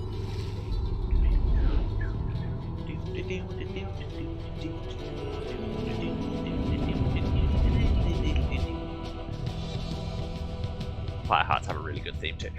I keep saying this about all the teams. All of the music in this game is good. Reader, ever persevering, aren't we? Yes. Well then, rejoice, because the cycle of the rites begins anew. Yeah, Islat is just a big old heart. Perhaps you'll liberate another soon enough. Your chosen adversaries here shall be the Pyre Hearts.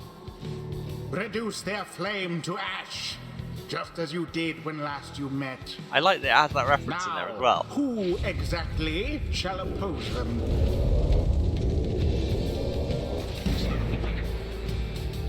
Gilman, still not abandoned your new friends like all your other duties and responsibilities? The Deluge wrestles with his master for a time. This knight is most surprised that you have courage to even show yourself. You speak of courage, Sir Deluge? This knight has little else to say to the likes of you. Figures, Gilman! You are no knight at all! You are a teensy minnow swimming in a sea of minnows many times your size, and with much more honor too. Then something comes over Sir Gilman. But just as soon it fades, Sir Gilman slinks away. Disgraceful! You Nightwings, you are stupid to have taken that one in! And you are no good at the rights! And another thing, we do not fee! Is that right, dude? Nobody asked. This knight's companions have grown so much the stronger since we dumped unworthy Sir Gilman. Since Sir Deluge speaks the truth, Pyre Hearts are more capable than before. Yep, the AI levels up. Each time you face a triumvirate, they gain talismans and masteries. Do not underestimate. Now let us get started. And you can look at their character sheets in depth and see what talisman they've got. So, like he explodes when you banish him. That's good to know. And they've all got Avenger Gauge, when they kill somebody who comes back, and bigger slashes. Great. Okay, so stay away from them, basically. Well, Well, Gilman wanted in. Sir Gilman. And then who's got the least XP? Show me the numbers. There we go.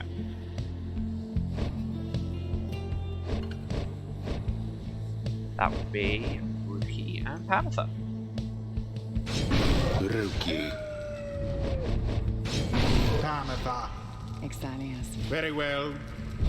Come on then, little pie hearts. To my kind, you are nothing but a snack.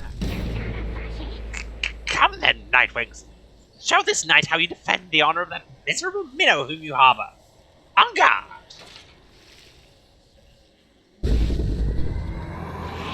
Indeed, on guard. Now begin. Already And just does your immediately fire forget the flame difference begin between to X and flicker. B. Good job. A stroke of luck is all. Wow, yeah, those slashes are large. Shame. Shame. I am ashamed, it is true. Now for their pyre. I don't know what just happened, but I'll take it.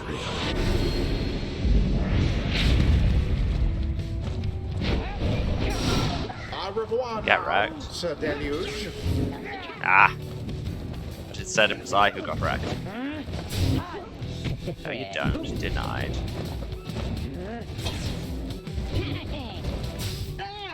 Oh, yeah, I just ran straight into that guy, didn't I? Someone there rose to the occasion. Glorious! Turns out worms can't fly, who knew? Your adversary's pyre now falls short of yours. Nah. Okay, yeah, no, I deserve that.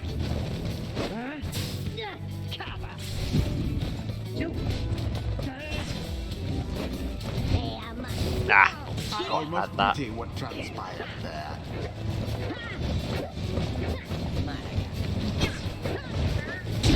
You left yourselves wide open. Well, kind of. I kind of just fell for a 'Tis pretty good too play. close to call who shall prevail as yet. That ought to wake you up. That one was my fault. You seem unable to stop these people. Ah, Oh, do we? Announcer man. Logan Cunningham.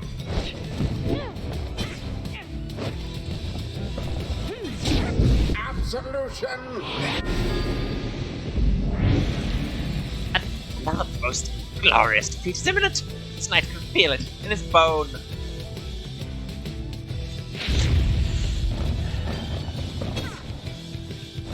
Both did the same move at the same time. Get wrecked. You also get wrecked. You also get... No, get... I said get wrecked. Braver than expected act from Sir He didn't Deluge. get wrecked. This is the road to ruin. The orb is loose. Her wings have served her true. Yeah, they have. Let's see you Nightwings keep this up. Okay, that was bad. That was worse. Your flames grow weak. Should not be this even right now. Will soon be ashes on the ground. I don't know what just happened there. Caught out.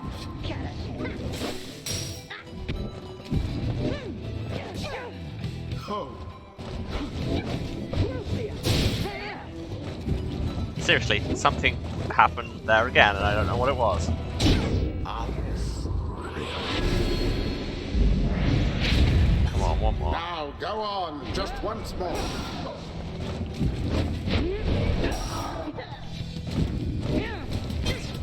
And there it It is. is done. Well, that was a lot closer than it The really needed Nightwings to be. prevail again. Noxalis. A narrow victory. I still can't get over Yet the fact that I never got nonetheless what they were doing. commendable. Noxalis. It's The right I did Latin is A-level, y'all. complete. Curse you! Gilman, you were a fool to abandon us, and now you only twist the dagger in our backs. Yeah, you were a fool to go over to a team that wins. You still do not seem to understand, Sir Deluge. This knight is no longer beholden to the likes of you. This knight is bound only by the path toward enlightenment. Your words ring false. You are unfit to lead. Shut up! You know exactly what you are, Gilman. You call this knight a craven, yet your courage is a mere facade. And everybody knows this knight shall see to it. Sir Gilman does not respond, although you sense the words of Sir Deluge got to him. Bask now in the wisdom of the scribes. Faster, stronger, and a little better looking too. I mean, is there anything I can't handle? Indeed. Longer aura cast. Or local explosion on aura cast. Yeah, that's good.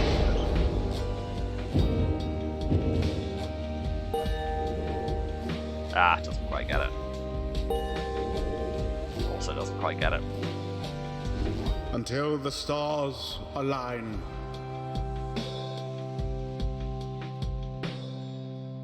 Check inside the Black Wagon from time to time. You're telling me how much of this playthrough so far has been sitting in the Black Wagon saying words. You return to the wagon after you and your fellow exiles prevailed against the Pyre Hearts. You find Bolfred waiting for you there. Well done back there, my kin. You are serving your companions well. Now then, I have something that I wish to share with you in a moment. We have discussed the plan of which we're all a part. I have a means of measuring our progress to the goal of it. And it's now at 31. I'd like for you to have a look at it first. Let's determine where the rights may take us next. Yes, let's. Look forth. I expect you shall again see several shining stars, but once you saw one.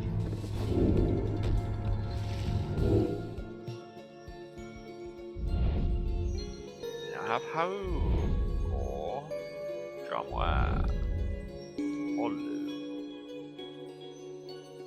or several shining stars. A trick of the eye or the will of the scribes, I would say. I too once gained this newfound vision many years ago, following my first liberation rite. And I believe only we of the Nightwings have this gift. I realized that in choosing whom the Nightwings confront in each rite, we in turn influence which triumphant we face when the time comes for someone to be set free. The object I invite you to use contains further detail. Henceforth you may use Bolfred's Planner, an object that shows the relative standings between the 9 triumvirates and the rites. Whichever triumvirate carries the most favour shall confront the Nightwings with a chance of freedom. Using Bolfred's Planner, you may assess your progress towards your ultimate goal, as well as check the current standings of your adversaries. Bolfred shall keep this information up to date for the remainder of your quest. You may look over it now, or any time in the Black Wagon or while searching the stars.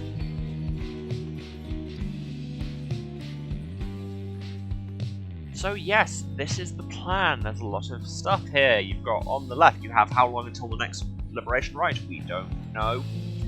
How many liberation rites have we done? How many additional exiles do we need for the crew? Because he wanted one for every mask, and there's still one kind of person we don't have yet. Total rights 9, exiles liberated 1, probability of success 31%. And also we have the league table. Whoever is... So we're always at the top because we're the Nightwings and the whole system revolves around us. But how it works is every time teams win, their favour goes up. Every time they lose, it goes down. I think it varies exactly how much depending on who they're playing.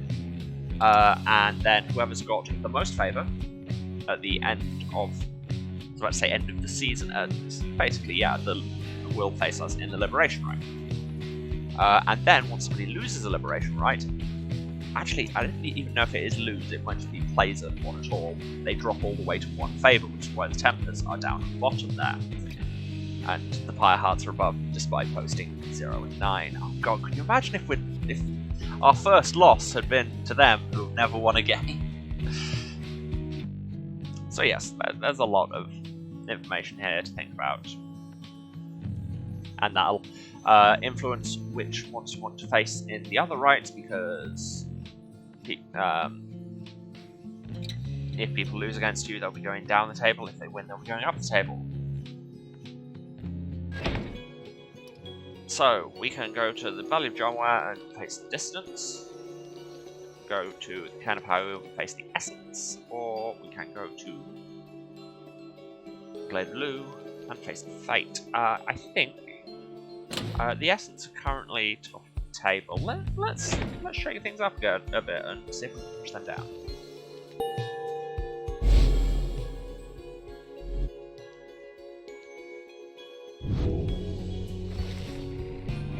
So, to have another brush with Tamitha. Perhaps she'll spare me yet another moment of her time. She's here because of me, and I am here for her. Tamitha then tells you more of your next adversary, her own blood sister. Tamitha Thane, a half of the Highwind remnants, raised from birth to excel in outwitting and outwitting her enemies. She seems driven by her hatred for the Commonwealth. After retreating to the mountains centuries ago, the Harps refused to join the Commonwealth, and those old tensions boiled over into raids and skirmishes, all-out war. Flight tacticians such as Tamitha gave the Highwind remnants a swift and powerful military presence to this day, despite the Harps' simple numbers. She once hatched ambitious plans to overthrow the Commonwealth, breaching its defences so her sisters could rain down untold destruction. On the darkest night of the year, she led a daring infiltration mission deep into her enemies' lands. It almost worked. However, she was betrayed by someone very close to her, someone branded a Commonwealth sympathiser, Tamitha. Tamitha was caught, clipped, and subsequently exiled into a war, but being trapped through the downside only stoked her fury. I wound up in here not too long afterwards. Anyway, it's complicated what happened between us. What I did for her own good, and that of all of our sisters. Though, I'm beginning to doubt that Tamitha will ever see it that way. We'll see, I suppose, but for now I'd best try and catch what sleep I may. Pleasant dreams then, darling. You bid a good night to Tamitha in turn. No time now to make flight preparations, though come morning the Black Wagon will press on. But I have more talking to do and more reading. So Gilman, what do you think about that? Hey, there's Volfrid's Planner comes in a cool box as well. Sir Gilman isn't a contemplative man. He has been rather quiet, at least more than usual, ever since his confrontation with Sir Deluge. He notices you there and slides forth on a solemn man. This night, he knows what he should do now when all of this is over, Master Reader. We Worm Knights, we are all born and raised to prove ourselves superior to all the other billions of our kind, to lead our lives, however short, with glory. From the moment we shove past our wormling brethren in their egg sacs to the very end, we are conditioned to excel, to prevail at all costs. This relentless pursuit of glory, of fame, of self-worth, leads most of this knight's kind on only to an early doom. Or in the case of Sir Deluge, it leads to a life of falsehood. A life of low deceit, abusing one's fellow worm knight, shirking one's responsibility, living in constant fear. This knight cannot abide his former commander, yet pities him. There must be more to honor than to lead a life engulfed in endless conflict. Then he looks at you intently. This knight shall ever seek that honor out when all of this is ended, Master Reader. Thus he vows to you, and he is ever grateful that your guidance led him to this new awakening. But until such time, this knight is duty-bound unto the Night Winds. This, the fulfillment of our plan and our pursuit of freedom, is to be his final quest. For what awaits him afterward is no mere quest. The honor that this knight has sought, it cannot be fully achieved through knighthood, can it? It requires something more. Temporalis. I trust you understand. He slithers off, his head held high, though not merely in pride. Something has changed in him. +2 presence permanently, yeah. That's what beating up your old boss does. Do you have any pageantry? The Pyre Hearts, in the words of Hogan's Boy. The Pyre Hearts all follow in the path forged by the Under King Ares. Many mighty deeds exceed the smallest stature that somehow contained him. His is the most spirited triumvirate, their courage unfaltering, their hearts full. Their eyes clear, they can't lose. They live always with vigor, and perhaps they die with it as well. They are the Underking's own kind, as at home above the sea as in it, never ceasing, ever longing as they do for something more. The Underking chose wisely for these qualities, teaches that a life devoid of passion is a life devoid of life itself. That burning passion is the fuel that drives the Pyre hearts, and in turn, us all. Thanks, how? Sandra, anything to say? Nah.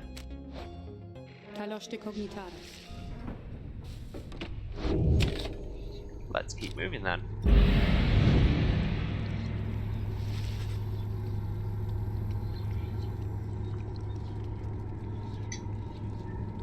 Being here in Flying Hands continues to sap most everybody's spirits. Great. Well, let's leave then. Like, immediately. And fly! Sempre misery. Forbidding cairn of hope lies below. Not many exiles seem to look beyond. Some fear that the listless remains of Shaq's 6 shoulders shall snatch them up with their attempted cross. Others simply do not want to pass through to Flying Hands. Shaq's 6 shoulders is so hard to pronounce. The Bone Titan, slain by the scribe Hobe the Swallow, which, given that Hobe was an imp and they're about this big, and Shaq's 6 shoulders is now a geographical landmark, is impressive. None dared approach the withered fiend whose plague had spread across half the valley. Few know its true significance as we do, although your adversaries, the Essence, should be on their way now. Soon you shall confront them once again. So we can land at the Shunt. Looking on the path, Ray wants to visit the Mudbaths. Or Lixand. An arid southern pass, Ray wants to see how the wild curs are doing. Well, I think we deserve a spa day.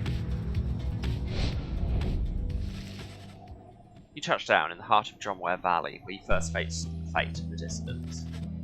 You briefly wonder where they might be now and how they fare. You now have a little time before having to set forth by land.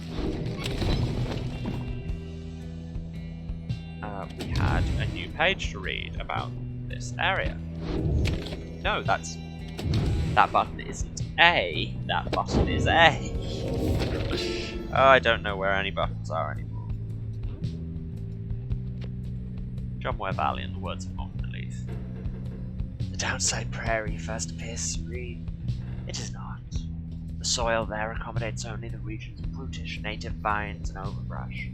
The most likely food sources prove poisonous. Thus, we journeyed further north. The climate there grew foul to my senses, though the cur Drumware found it amenable.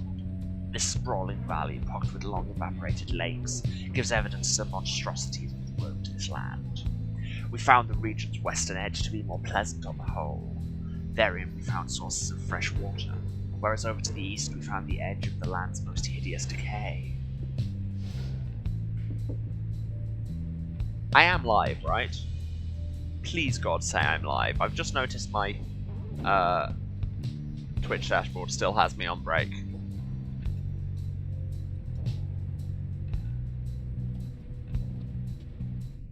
Okay, thank you, chat. One day, my dashboard will not betray me during a stream, but apparently it's not this day.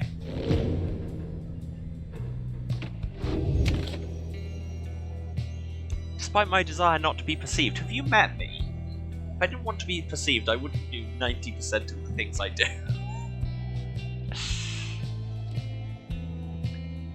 Let's explore Shunt.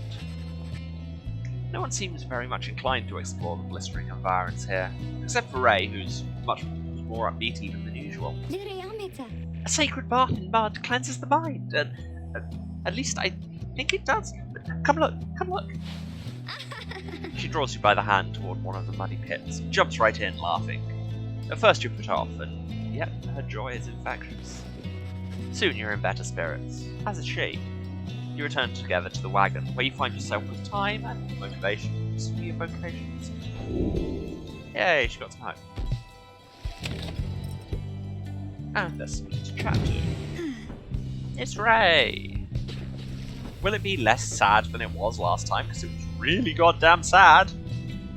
Ray seems to be speaking to herself again. She's unaware of your presence, or shows no sign of it at least. Mea discala.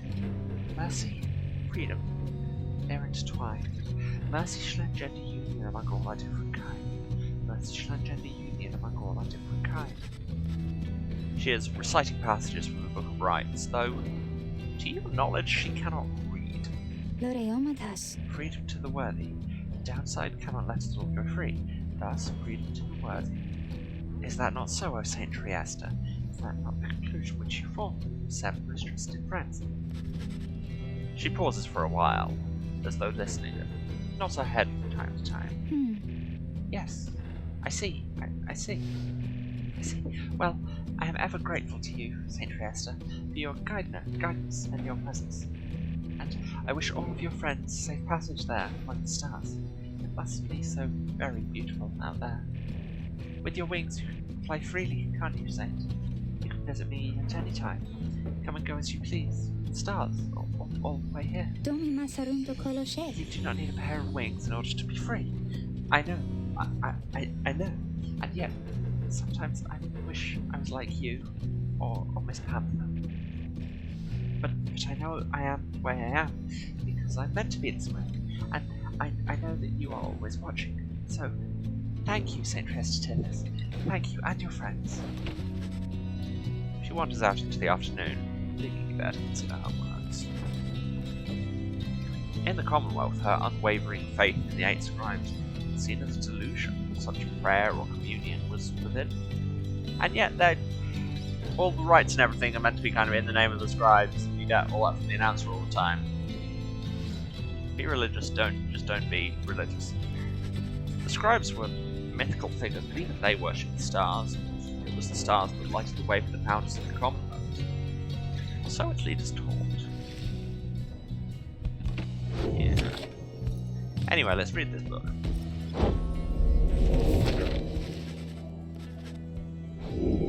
Only thing we can read. Go extract a deeper meaning from the words and teachings of the Book of Rites. One you feel in your core, yet struggle to articulate. Inspiration comes to me in flash. Reason from spirit. Everyone has +2 hope. Let us continue.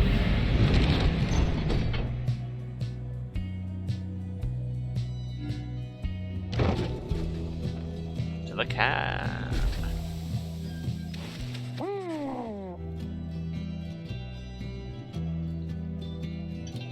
Oh my god. Look at it. That's adorable.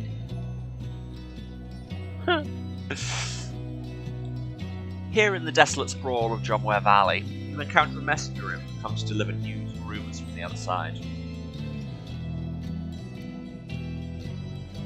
A quick question? Yes, go ahead.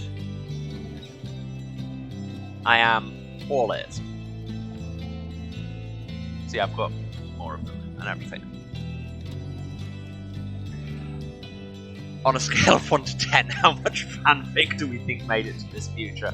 Well, I mean, like, very little because reading is illegal, I'm guessing. I mean, yes, there's the oral tradition and all, and isn't most myth just fanfic in the oral tradition?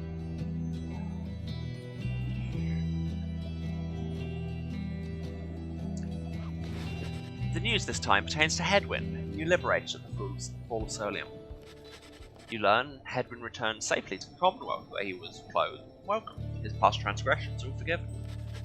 He was to be groomed for a leadership position of his choice, whether on the Council or the Blood Border, each equally as lucrative and secretive as well. However, he refused, and before the stunned council members could do anything about it, he left them. He since made contact with Volfred's agents and is working together with them. Thus, the ranks of the revolution grow stronger. Per the messenger of custom, the last part of the message was transcribed from Hedwyn word for word and says, "Keep going. I'll see you here." As all these books is one of them, in fact, a bound and printed copy of My Immortal. Well, I mean, like, it's... I don't think they've ever indicated that this is our world in the future or anything. Like,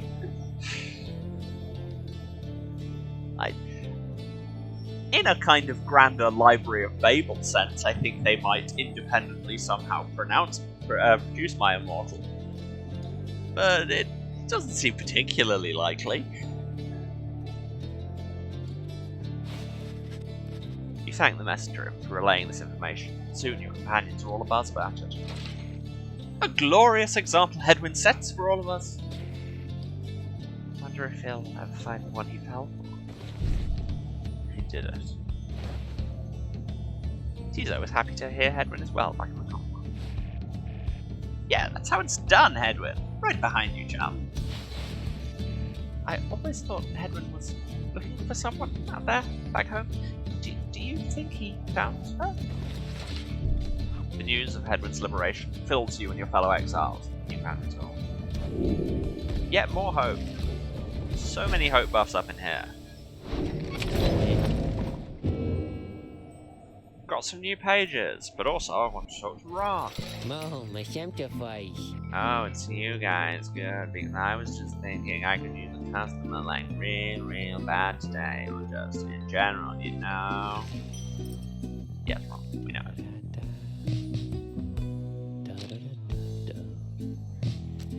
Wow, that's expensive. I could sell this scribe rock. So I will. Moligoitish, eh? Moligoitish indeed. Moligoitish. What talisman do I want to pump a bunch on?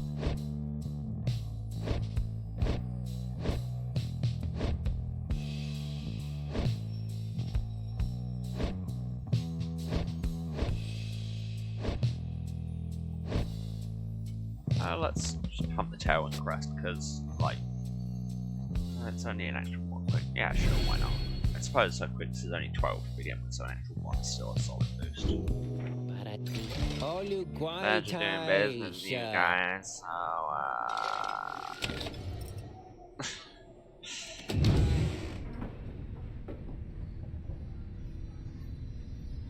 Hope someone one day studies our fanfiction the way we studied Paradise Lost and the Idiot. Absolutely. Absolutely 100% yes, has to happen. But we have new stuff. We have some singing sounds. The so-called singing is the sound of countless screeching wheel lights. Great. And we have a xylophone. Xylobones. Good that we all could become musical instruments ere our bones turn to dust.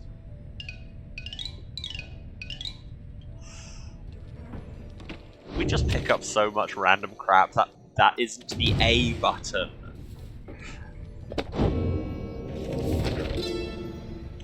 The scribe's deeds, in the words of Gogol Fania. I wish to be remembered not for boastfulness, thus I refrained from detailing our exploits across the land. It's safe to say that they were numerous. Know that only through our combined strength of arms and wit did we withstand this savage land, such were the monstrous dangers imposed. I came to see that all the terrors which I heard at bedside in my youth were based entirely in fact. So great they were, they blotted out the sky. Such was the evil that we vanquished, that the remnants of it yet shine under the stars. And in the end, it was the stars which guided us towards our truest calling. I love how he's like, yeah, I'm not gonna say much about what we did, but there were these huge monsters, and BT dubs, we killed them.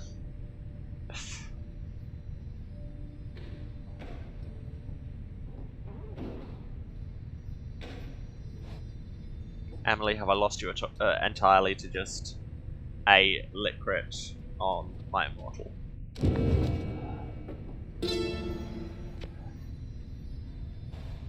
Cairn of Haub, in the words of Luce Glorian. How ironic that the shattered remnants of Bone Titan Shax's 6 shoulders, and that's a hard name to say whatever character was undoing, which once stood vigilant over the archway into flagging hands, remain now as forbidding as when that horrid monster still possessed unnatural life.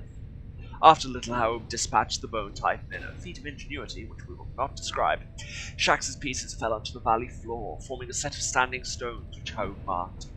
Further, traces of the Titan's glacial blood coagulated into perfect frozen drops, which still shimmer in the darkness. Six Shoulders seems to start reanimating when the stars above him dance a certain way. Paint the sigil then in the shining light. This isn't Emily lost, this is Emily here for. Yeah, that's fair. That's fair. That's fair.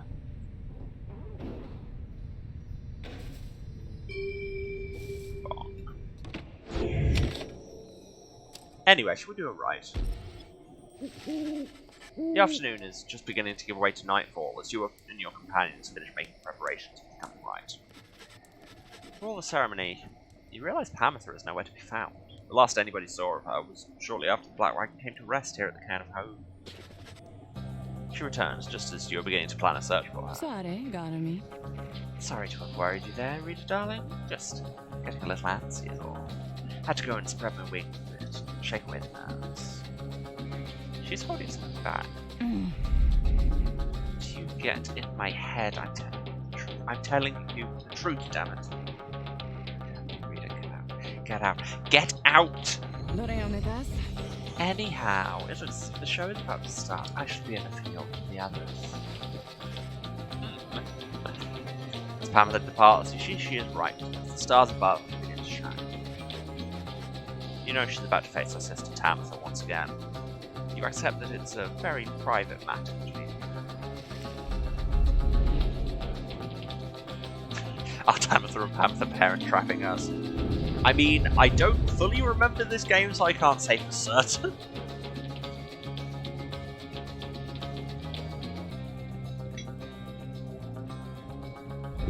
Stand forth, you exiles of the Night Wings.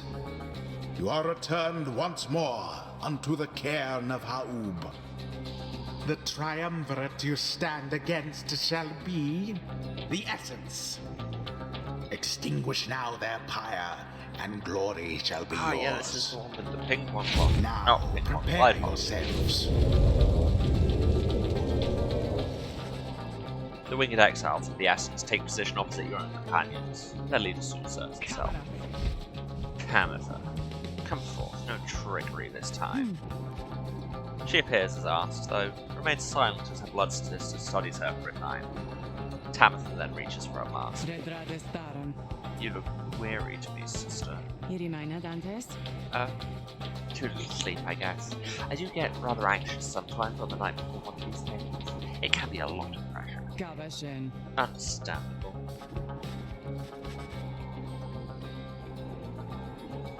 The two of them say nothing for a time. You cannot discern what they're thinking. The High-Wing remnants will seem to be very mentally acute, trained as they are from birth. Soon enough, Pamitha cuts through the tension. Her tone lightens out. So, give further thought to my proposal then? I have. And I think that now is not the time to talk. Besides, your comrades there, surely you can. Even now they must be questioning your loyalty, or questioning if we do such places and our parent trapping. What? But I... Oh, cut it, the stammering Pamitha, it's very unbecoming, you know that. Then you be sure to tell those comrades of yours what you propose to me. She dons her mask once more. As she rejoins the other exiles of the Essence, Pamitha hesitates before returning to the room. I told her she could take my place. Ah, see, there, they were plotting to parent trap us. Different. That's why I wouldn't keep her up to date about our progress.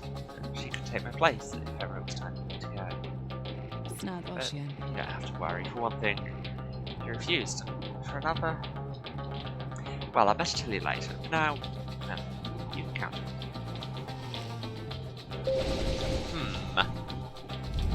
Who shall conduct the rite?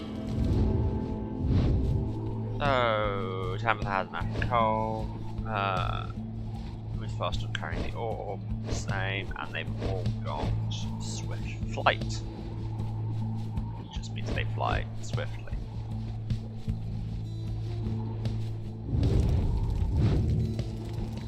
Okay, so usual thing, who's got the least XP?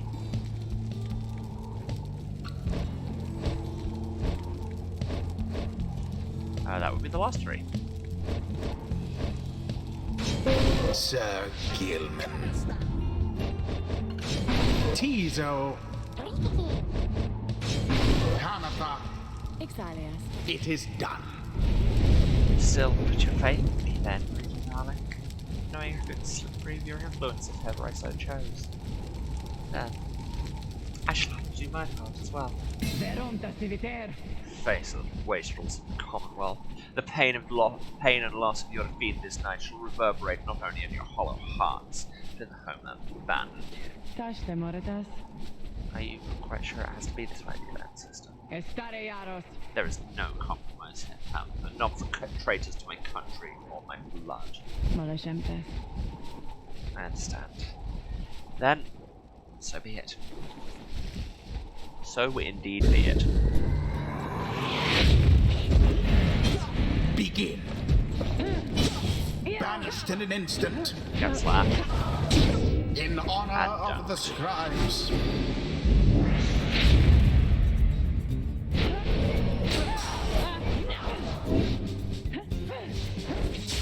You have to do better than that. Slightly too quick. Intercept. And zip. Wow. And completely missed. That's an important part of the process right there. And tackle. And drop her into Tizo. And forget which button does what.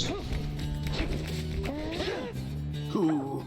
Grab the intercept, banish, and do zips, and get intercepted myself. And forget what button does what again. One does dash, one does jump. Can I remember which one's which? You seem so distracted, Panther. Is there something more you wish to say to me? Words you feel that I'm owed? Perhaps? Panther stops and reaches for a mask. I'm sorry for what I did to you, sister. For what you did to me.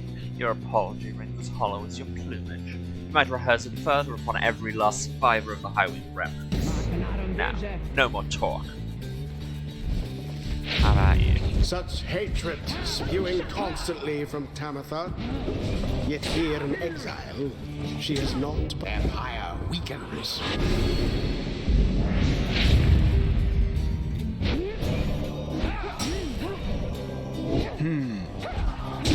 Exactly by the book.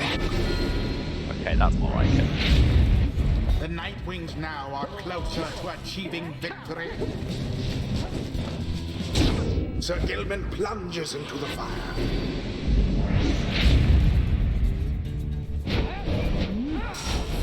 Yeah, as these rights get harder, I feel like I'm going to be doing less hilarious and engaging commentary, because I'm concentrating on these getting tough. Yes. No, bad times. Oh, I dropped the orb. When did I drop the orb?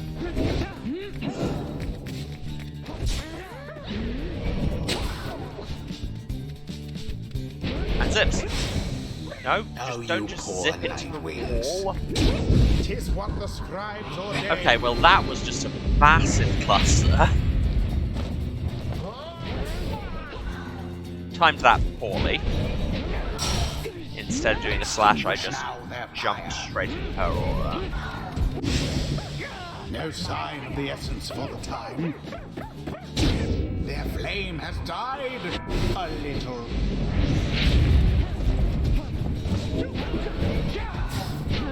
Oh, it's because I keep trying to slash when I've got the thing, and that just throws it instead. I'm an idiot.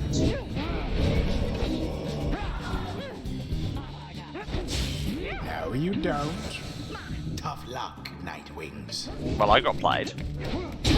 Has plunged into the pyre. Yeah, full credit to Tamatha there. That was a very good play.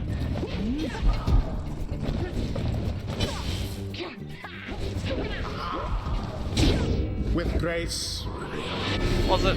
Is that what we're calling that? I mean, I'll take it. Your But sure. victory's at hand. There you go. It is done. The Nightwings prevail. 'Twas the will of the 8 scribes which kept their flame alive.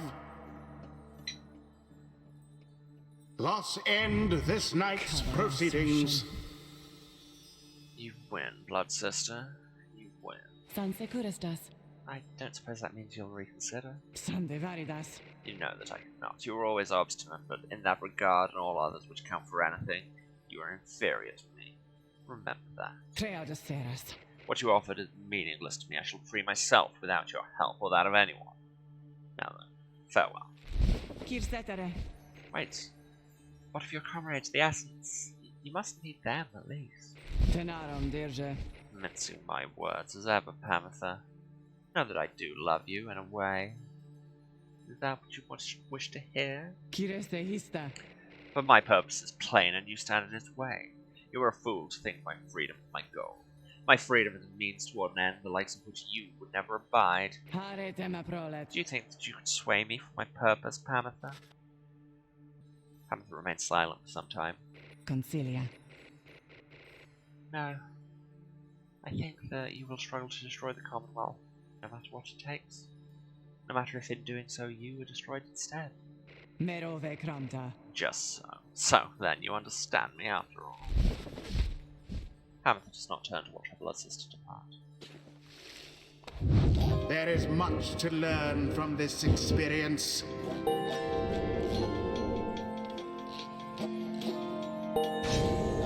Honor is elusive, O Sir Gilman, yet enlightenment is eternal.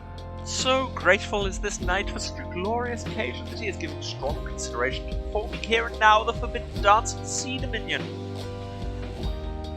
There's a euphemism.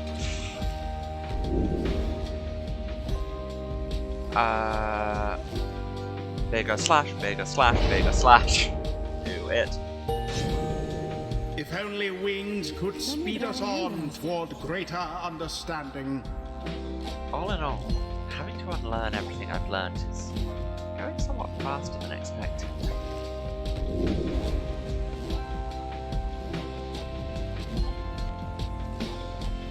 Exploding tackle or...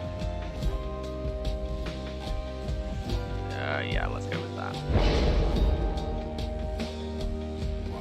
Until the next rite.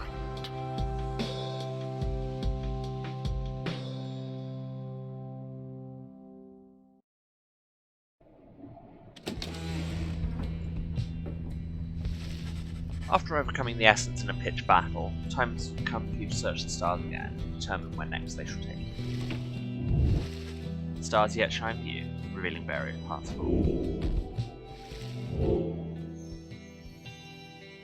So our choices are the Hulk of Auras, the Blade of Blue, or the Ridge of Gaul. Ridge of Gaul will fight the Chastity. Hulk of Auras would fight the Dissidents. Blade of Blue would fight the Withdrawn. Currently the planner has the Dissidents at the top because you'll see where we beat the Essence they have lost a bunch of honor.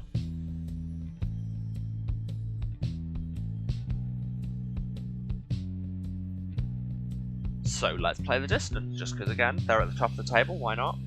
And also because they have a really, really banging theme.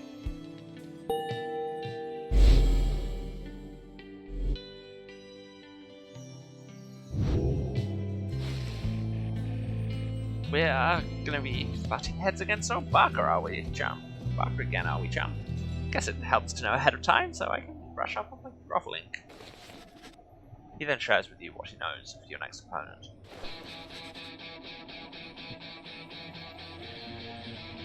Apart from him having a banging theme, Barker Ashballs, a volatile cur who's packed with the Dissidents and conducted the right symbols of thrill and freedom. Back on the other side, Barker never quite took to the culture of the Commonwealth, and often ran afoul of the law for various acts of boorishness or vandalism. He always promised to go straight, and in time he found a certain niche, for he was an accomplished hunter. And the people of the Commonwealth did have an appetite. Barker relished the hunt more than anything, and spent his earnings on a variety of questionable things. One particularly raucous evening, Barker was caught relieving himself on foot of the statue of the Archjustice and Robley's Court, and that was the end of his citizenship. The Grand Judge, who in 617 AS issued a decree prohibiting mandating literacy in answer to growing unrest. Those who violate the law of the Commonwealth face sentencing by the appointed Archjustice. So what's the year now? That was in 617. I think it says in the planner.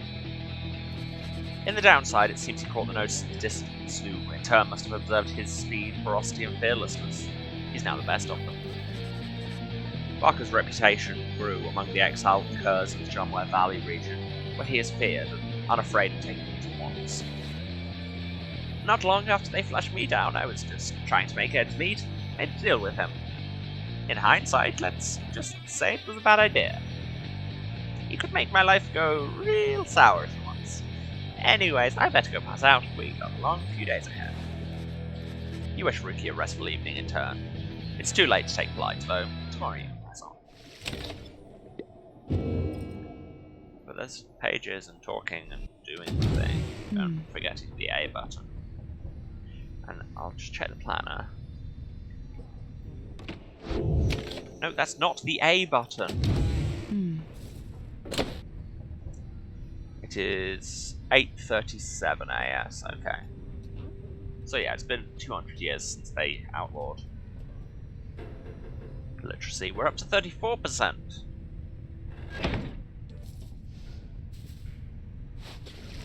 Hey, Panther.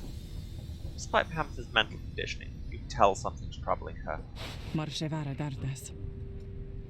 She won't listen to a word I say. Not one damn word. If she weren't my blood sister, I should think I'd hate her guts as much as she hates mine. She shakes her head. I should apologize to you and everyone. I sought out Tampa without asking your leave. Figured I would rather seek forgiveness than permission. You understand? My attempts with Tampa didn't amount to much, as you well saw. So at this point, I'm hopeful you'll be more accepting of apologies than she. Now tell me something, reader darling. Do you suppose I'm going to betray you?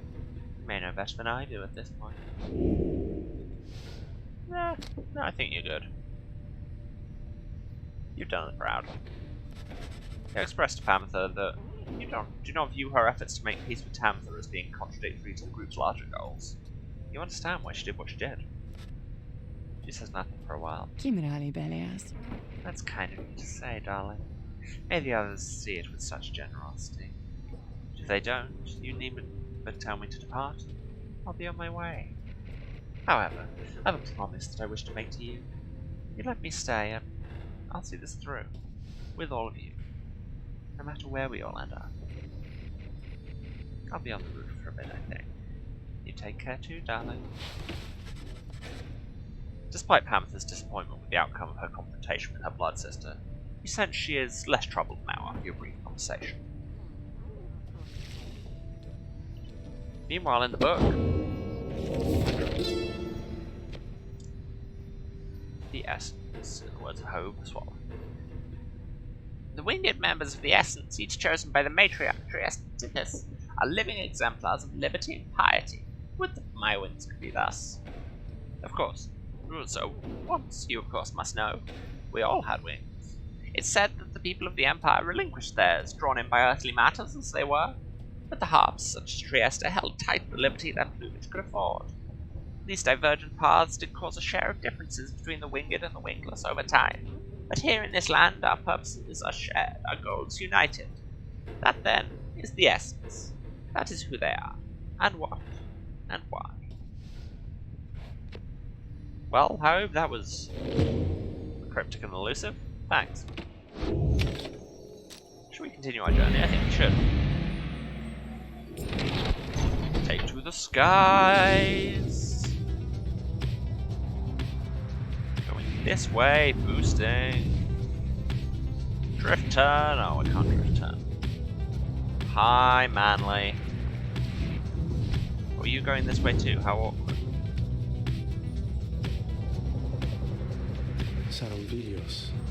The hulk of Ores is drifted here upon the sea for longer than one might expect.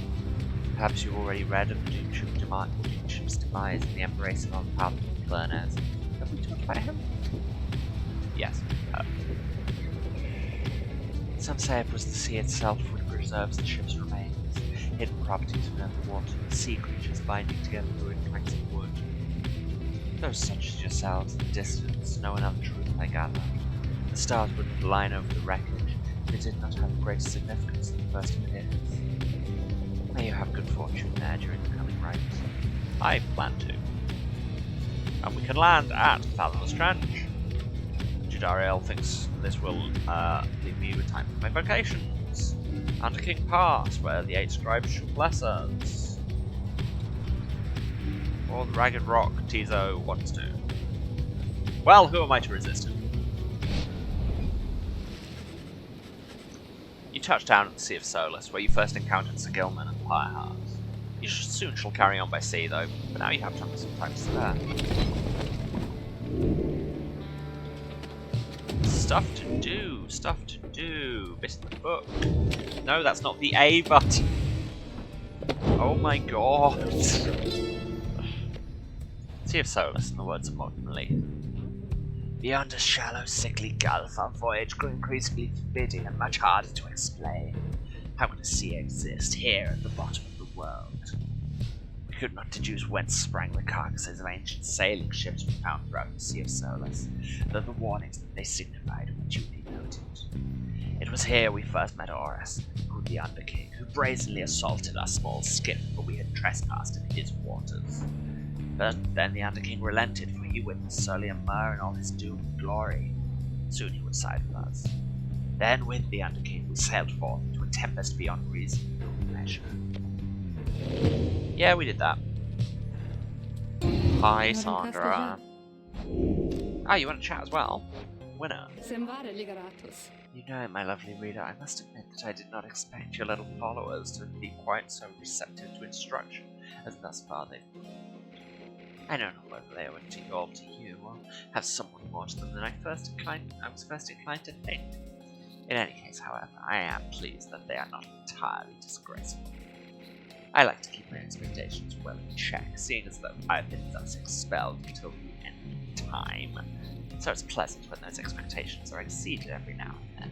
I just love how she slips it into conversation, just like, as you'd know if you'd been trapped in a rock for 8 centuries.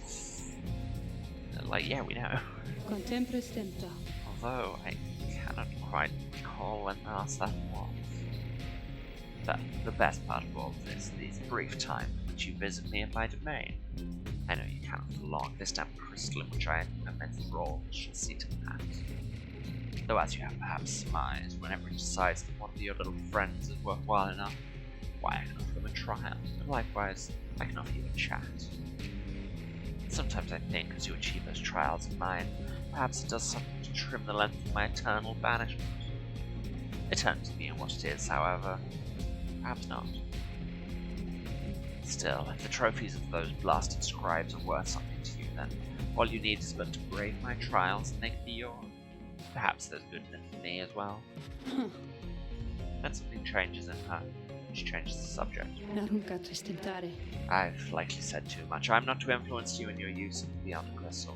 It's not there to be tampered with by anyone, including me. Forget what I said. Okay.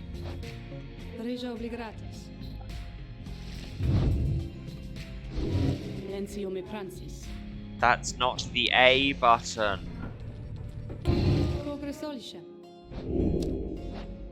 You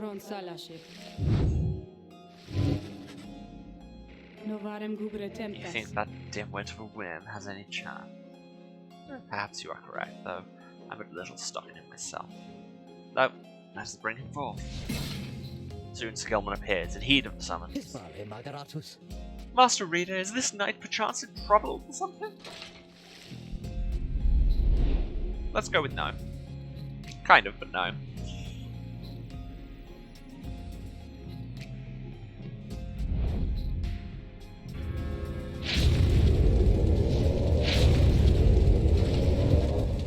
The apparition Sandra appears and unfastens her mask.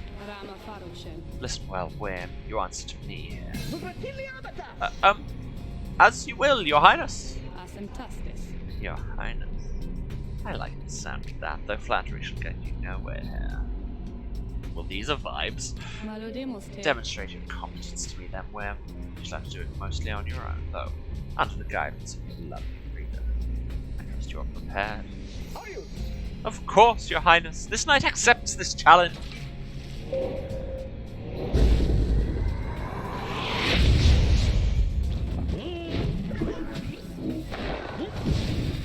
I did that thing again. Not sure my analog stick was responding correctly there. That's concerning.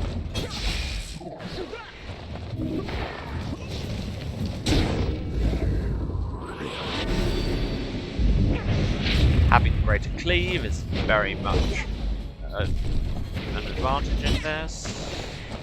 Although not if I do that.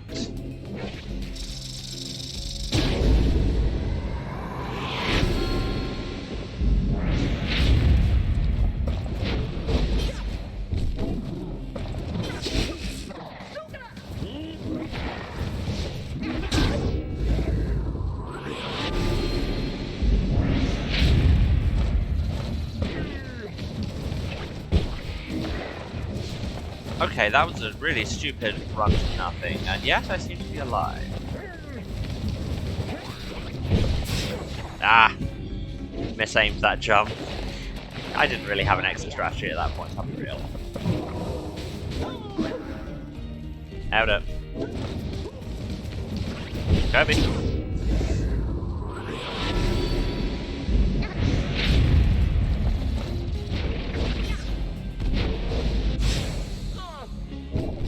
Un-Kobe. Kobe'd.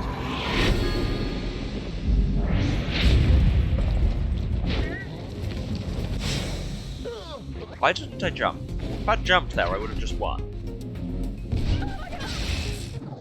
Wow, I didn't deserve to survive that, quite frankly.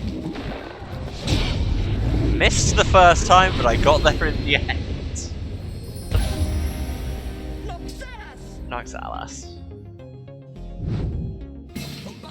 Huzzah! This knight prevails! I have no choice but to concur with that assessment, Wham. Your performance was sufficient, and you passed my test. Thus, congratulations are in order to you and your lovely reader. Now, farewell.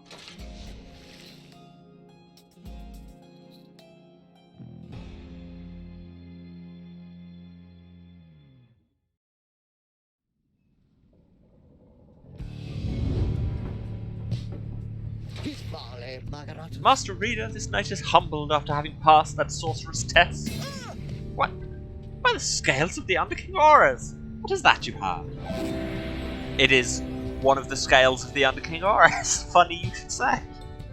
Jumps farther than usual, if you remember to jump.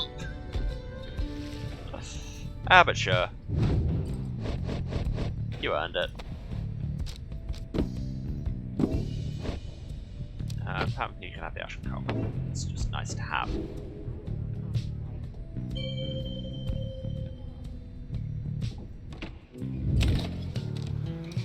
Anyway, apparently the wagon wheel is broken, question mark? In spite of having checked earlier, you realise the Black Wagon suffered some damage to one of its wheels. Tizo is already working on repairs, but not having much luck. Is it because he's the size of an apple? Ah! Tizo seems very frustrated about the broken wagon wheel. Hours later, the wheel is fit for travel again, although fixing it seems to take a toll on him. What, is that all I came here for, was to give him a debuff? Okay, there's a conversation, hopefully this will make up for it. You observe Tizo rummaging around the Black Wagon, though in search of something. He notices you there and rushes up to greet you. Tizo is glad that you are here. He was just reminiscing about old times. But just as quickly he resumes his search. Tizo is looking for something a former exile of the Nightwings once gave him. He's growing frustrated that the object he seeks is nowhere to be found. You almost do not notice the low mention approach. I'm afraid that it is gone, Tizo. I am very sorry. Reader, it is nothing that ought to be cause for much concern, merely that Tizo has misplaced something of sentimental value to him. It was was just a spare bandage, he indicates, exactly like the one on his horn. Tizo here has had many adventures with the Nightwings. Is that not so, Tizo? He squawks in a room. Those memories shall always stay with you. Is that not what matters most of all? He confirms this as well. Then please do not worry yourself about it anymore. It's a symbol of a distant past besides. Tizo skulks away up into the rafters. The low minstrel watches him go. The object that he seeks does not exist, reader. Tizo searches for it from a fleeting memory of his days with the Nightwings of the past. He performed the regular duties of other drive imps at first, but soon distinguished himself. I was not too surprised. He was clearly special. Drive imps? Ravenous creatures, indigenous to the downside, possessing few passions other than a fast meal. Few in the Commonwealth believe these beasts are real, though stories of them are often told in jest. He had grown close with the other members of the Nightwings when misfortune fell and triumvirate fell apart. Perhaps Bolfred has revealed to me more of the details. Yeah, for example, why it sounds super insensitive that he used the word fell twice in the last sentence. As for Tizo, I feel he must make peace with the shadows of his past somehow. Perhaps then he shall cease searching. You need not worry for him, of course. He is resilient and shall always serve the Nightwings well. You might say that he was born for it. Beg your pardon, reader. The lone minstrel excuses himself in a polite way, leaving you to consider what he said. New info on Tizo. Love it.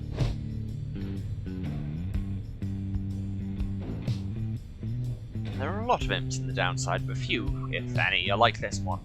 In fact, he seems to be descended from the most famous imp of them all. Tizo is older than he appears, and drove the Black Wagon with the Nightwings for many years, learning much about the rights when travelling with the Triumvirate. But when misfortune fell, he disappeared.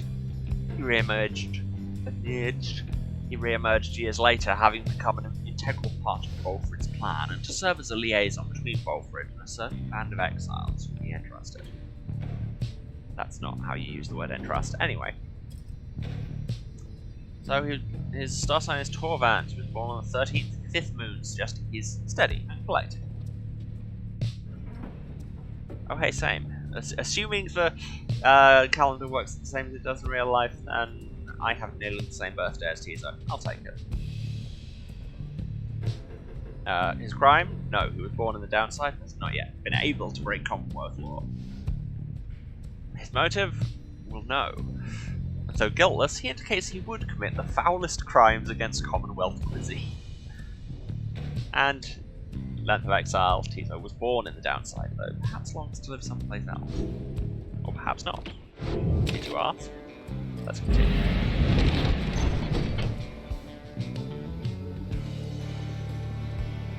To the Hultiboras.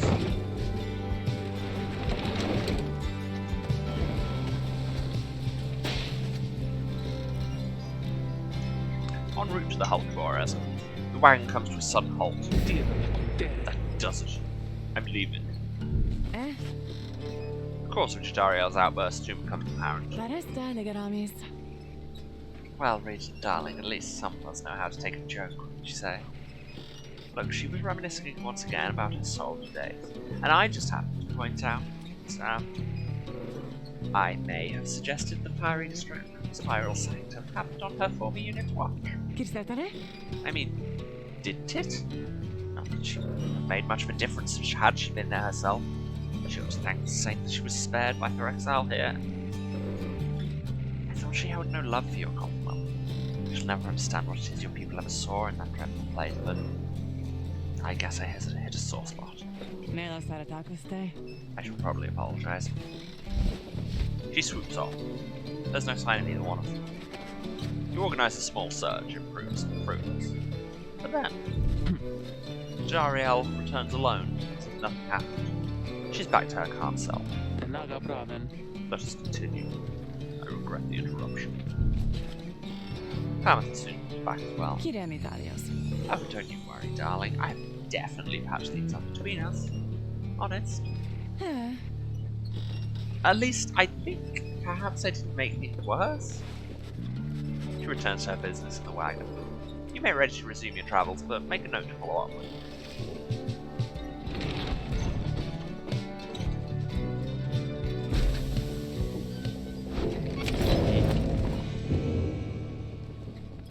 Pages and pages and pages of Ron.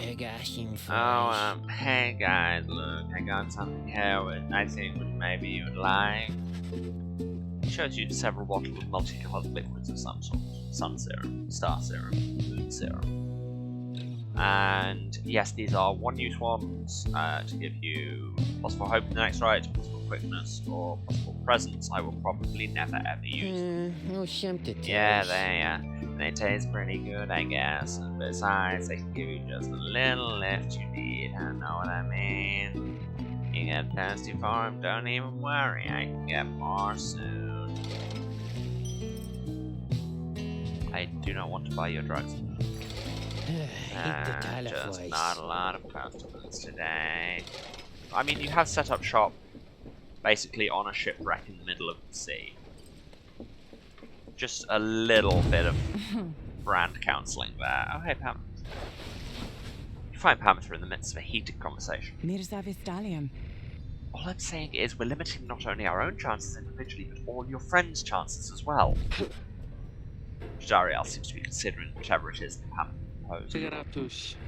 Reader, the harp here is suggesting that perhaps it would be best if I were to form an alliance with one whom I fought for the better part of my life. Just with me, Jadariel. I cannot vouch for anybody else. How utterly absurd. If we were in the Commonwealth, I would not have stayed my hand against her. That I can say for certain.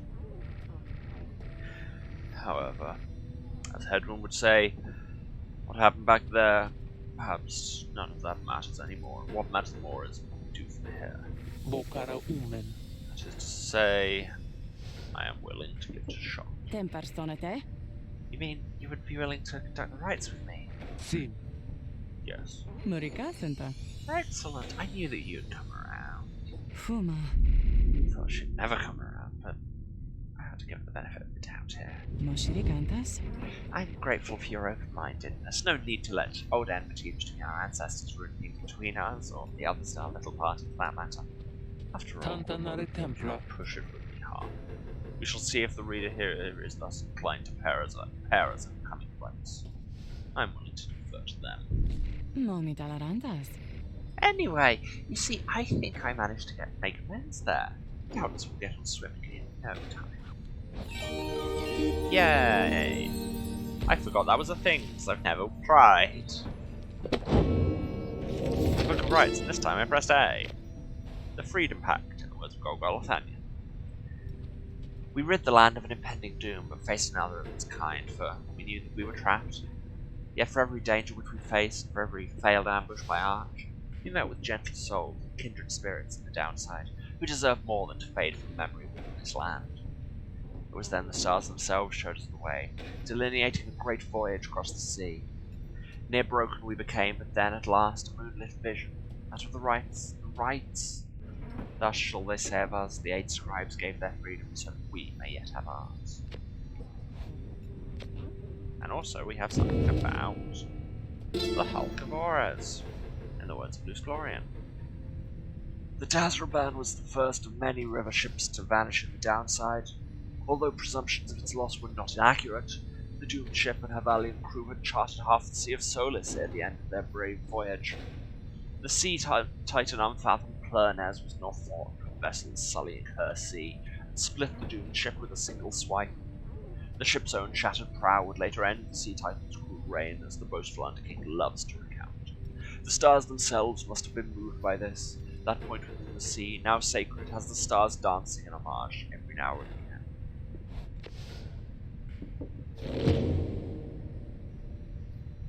Yeah, books.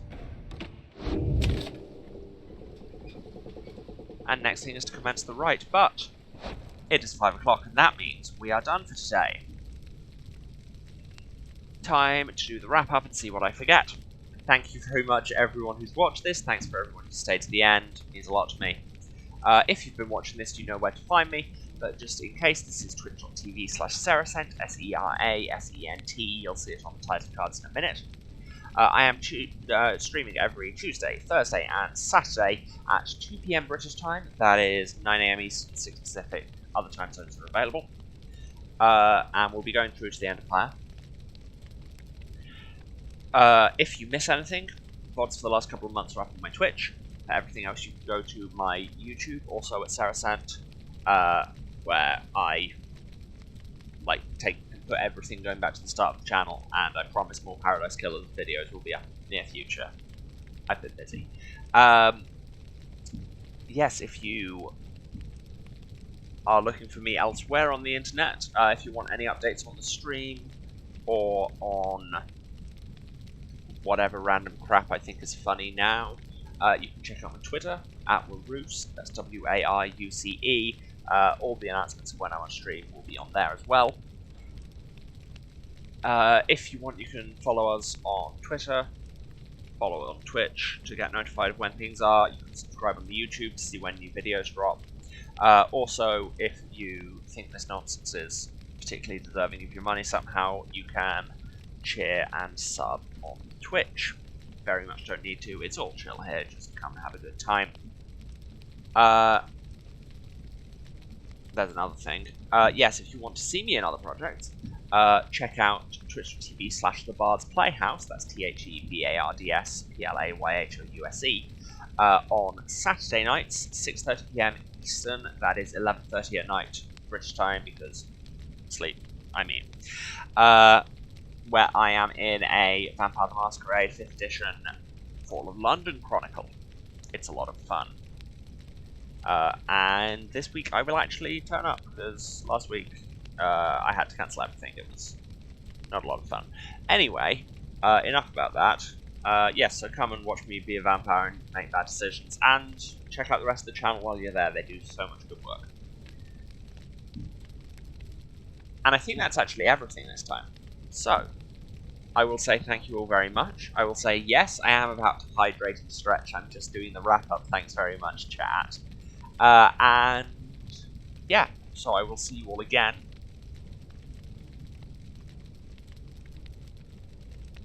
Wait a second. I feel like there's an announcement to be made here, because I've just remembered my own schedule. I will not be streaming this Saturday. I have another thing on this Saturday, so I will not be streaming. So I, instead, will probably see you all again on Tuesday. Or I might do a makeup stream at some point, just to fill time. Who knows? But nominally, this is it until Tuesday. Okay. I'll put that on Twitter. It's fine. It's fine. So yes, thank you very much. And I love you. Goodbye.